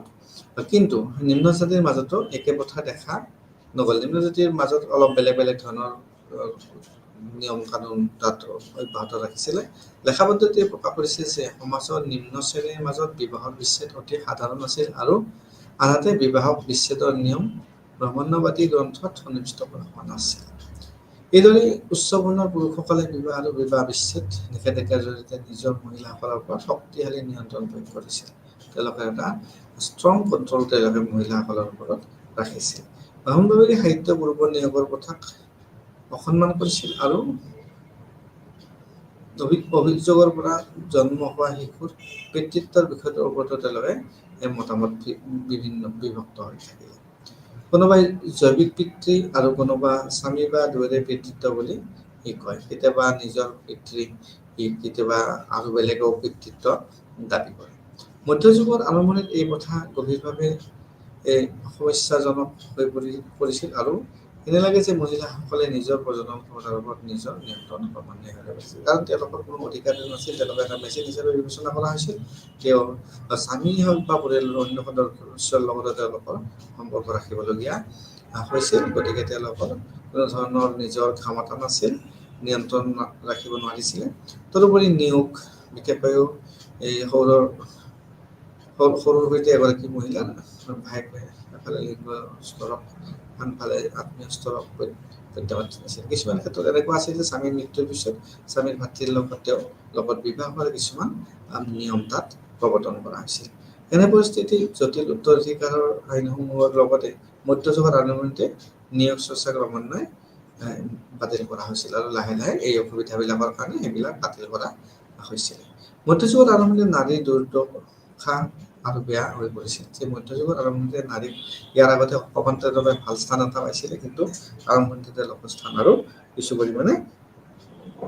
পৰিমাণে নিম্ন হৈ যাবলৈ ধৰিছিল। মধ্যযুগৰ আৰম্ভণিৰ গ্ৰন্থসমূহত বিধৱাৰ ওপৰত অধিক নিষেধাজ্ঞা সংযোজন কৰা হৈছিল। তো তেওঁলোকক বহুত নিষেধাজ্ঞাৰ সন্মুখীন হ'বলৈ দিয়া হৈছিল। তেওঁলোকে কঠোৰ তপস্বী আৰু বৈবাহিক জীৱনৰ লগতে বিধৱাৰ মূৰৰ টেনচুৰ নিৰ্ধাৰণ কৰিছিল। তেওঁলোকৰ বিভিন্ন কঠোৰ ব্যৱস্থাৰ মাজতে বিধৱাসকলে জীৱন কটাবলগীয়া হৈছিল। খাদ্য, সাজ পোছাক আৰু আত্মসজ্জাৰ ওপৰতো নিষেধাজ্ঞা হৈছিল। তেওঁলোকে সকলো খাদ্য খাব নোৱাৰিছিল, সকলো কাপোৰ পিন্ধিব নোৱাৰিছিল। যেনেকৈ আমি আজিও দেখিছোঁ আমাৰ সমাজত যে বগা সাজ বা খাদ্যৰ ক্ষেত্ৰত তেওঁলোকে নিৰামিষভোজী বা তেওঁলোকে আত্মসজ্জাৰ ওপৰতো তেওঁলোকে যে নিজকে বিশেষভাৱে সজাই পৰাই তেওঁলোকে তুলিবৰ ক্ষেত্ৰত বাধা আৰোপ কৰা হৈছিল। দক্ষিণ ভাৰতত ব্ৰাহ্মণবাদী এই প্ৰভাৱৰ অধীনত পৰিস্থিতি খ্ৰীষ্টপূৰ্ব ৭ম শতিকাৰ পিছত অধিক বেয়া হৈ পৰিছিল। যিহেতু ব্ৰাহ্মণৰ য'ত প্ৰভাৱ আছিলে তাত এই সমাজ ব্যৱস্থাত মহিলাৰ ওপৰত বিভিন্ন ধৰণৰ নিষেধাজ্ঞা আৰোপ কৰা হৈছিল। তনচুৰ অভেদ আছিল আৰম্ভণিৰ তামিল প্ৰথা, পিছলৈ উত্তৰ ভাৰততো গ্ৰহণ কৰা হৈছিলে এই প্ৰথাটোক। তাৰপিছত আমি চাব যাম যে সতী ব্যৱস্থা বা বিধৱা জন। আগৰ সমাজ ব্যৱস্থাত বা মধ্যযুগৰ আৰম্ভণিত ভাৰতত বিধৱাসকলক বা যিটো সতী প্ৰথা বুলি আমি কওঁ, যে স্বামীৰ মৃত্যুৰ পিছত সেই একেটা চিতাতে তেওঁলোকে স্বইচ্ছাই মৃত্যুবৰণ কৰিবলগীয়া হৈছিল। নহ'লে তেওঁলোকে জোৰ কৰি হ'লেও সেই চিতাত তেওঁলোক দলিয়াই দিয়া হৈছিল আৰু স্বামীৰ লগতে একেলগে তেওঁৰ মৃত্যু ঘটিছিল। কাৰণ তেওঁ সমাজত জীয়াই থাকিলে বিভিন্ন অসুবিধাৰ সন্মুখীন হ'ব, অপকৰ্মত লিপ্ত হ'ব পাৰে, সেইবিলাক ভাবি তেওঁ বা বজা হ'ব পাৰে। তেনেকৈ তেওঁলোকৰ স্বামীৰ মৃত্যুৰ লগে লগে তেওঁৰ কাৰণে স্বামীৰ মৃত্যু হোৱা বুলি এটা পাপ হিচাপে বিবেচনা কৰিছিলে আৰু স্বামীৰ লগতে তেওঁক একেটা চিতাতে জাপ দিবলৈ বাধ্য কৰা হৈছিল। মধ্যযুগৰ আৰম্ভণিত ভাৰতত বিধৱা জ্বলন বা সতী প্ৰথাৰ অধিক উৎসাহিত পৰিণত হয়। পাঠ্য আৰু শিলালিপিৰ তথ্য ইয়াক দেখুৱাই যদিও ই মূলতঃ উচ্চ স্তৰৰ মাজত সীমাবদ্ধ আছিল আৰু বিশেষকৈ শাসক আৰু সামৰিক অভিজাত শ্ৰেণীৰ মাজত সীমাবদ্ধ আছিল। যদিও আমি এইটো কথা কৈছোঁ, তাত কিন্তু বেছিকৈ প্ৰচলিত আছিল উচ্চ জাতি বা শাসকসকলৰ মাজত বেছিকৈ প্ৰচলিত আছিল।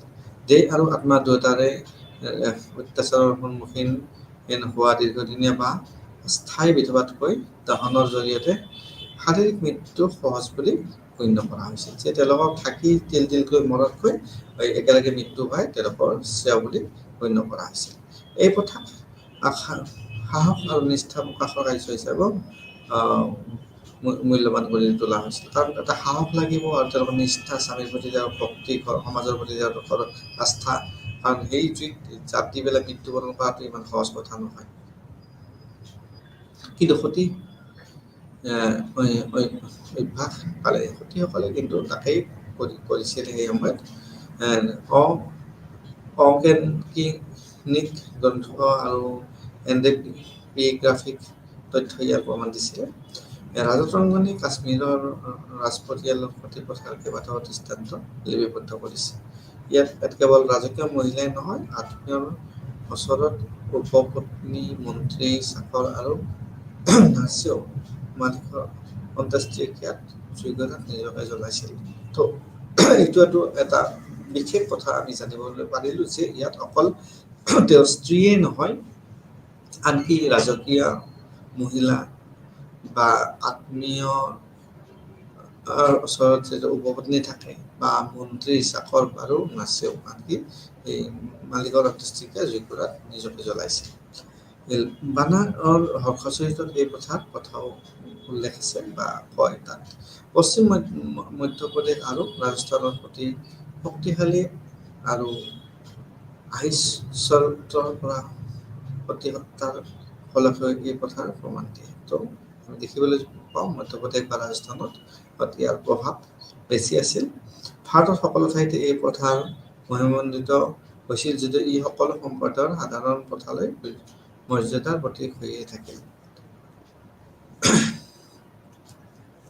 তাৰপিছত আমি দেখিবলৈ যে মহিলাসকলৰ শিক্ষা, তেওঁলোকে কিবা শিক্ষা লাভ কৰিছিল নেকি, কিবা শিক্ষাৰ অধিকাৰ তেওঁলোকৰ আছিল নে নাই, নে উচ্চ বৰ্ণৰখিনিয়ে অকল শিক্ষাত তেওঁলোকে লাভ কৰিবলৈ সক্ষম হৈছিল, নে নিম্নবৰ্গীয় শিক্ষা লাভ কৰিবলৈ সক্ষম হৈছিল।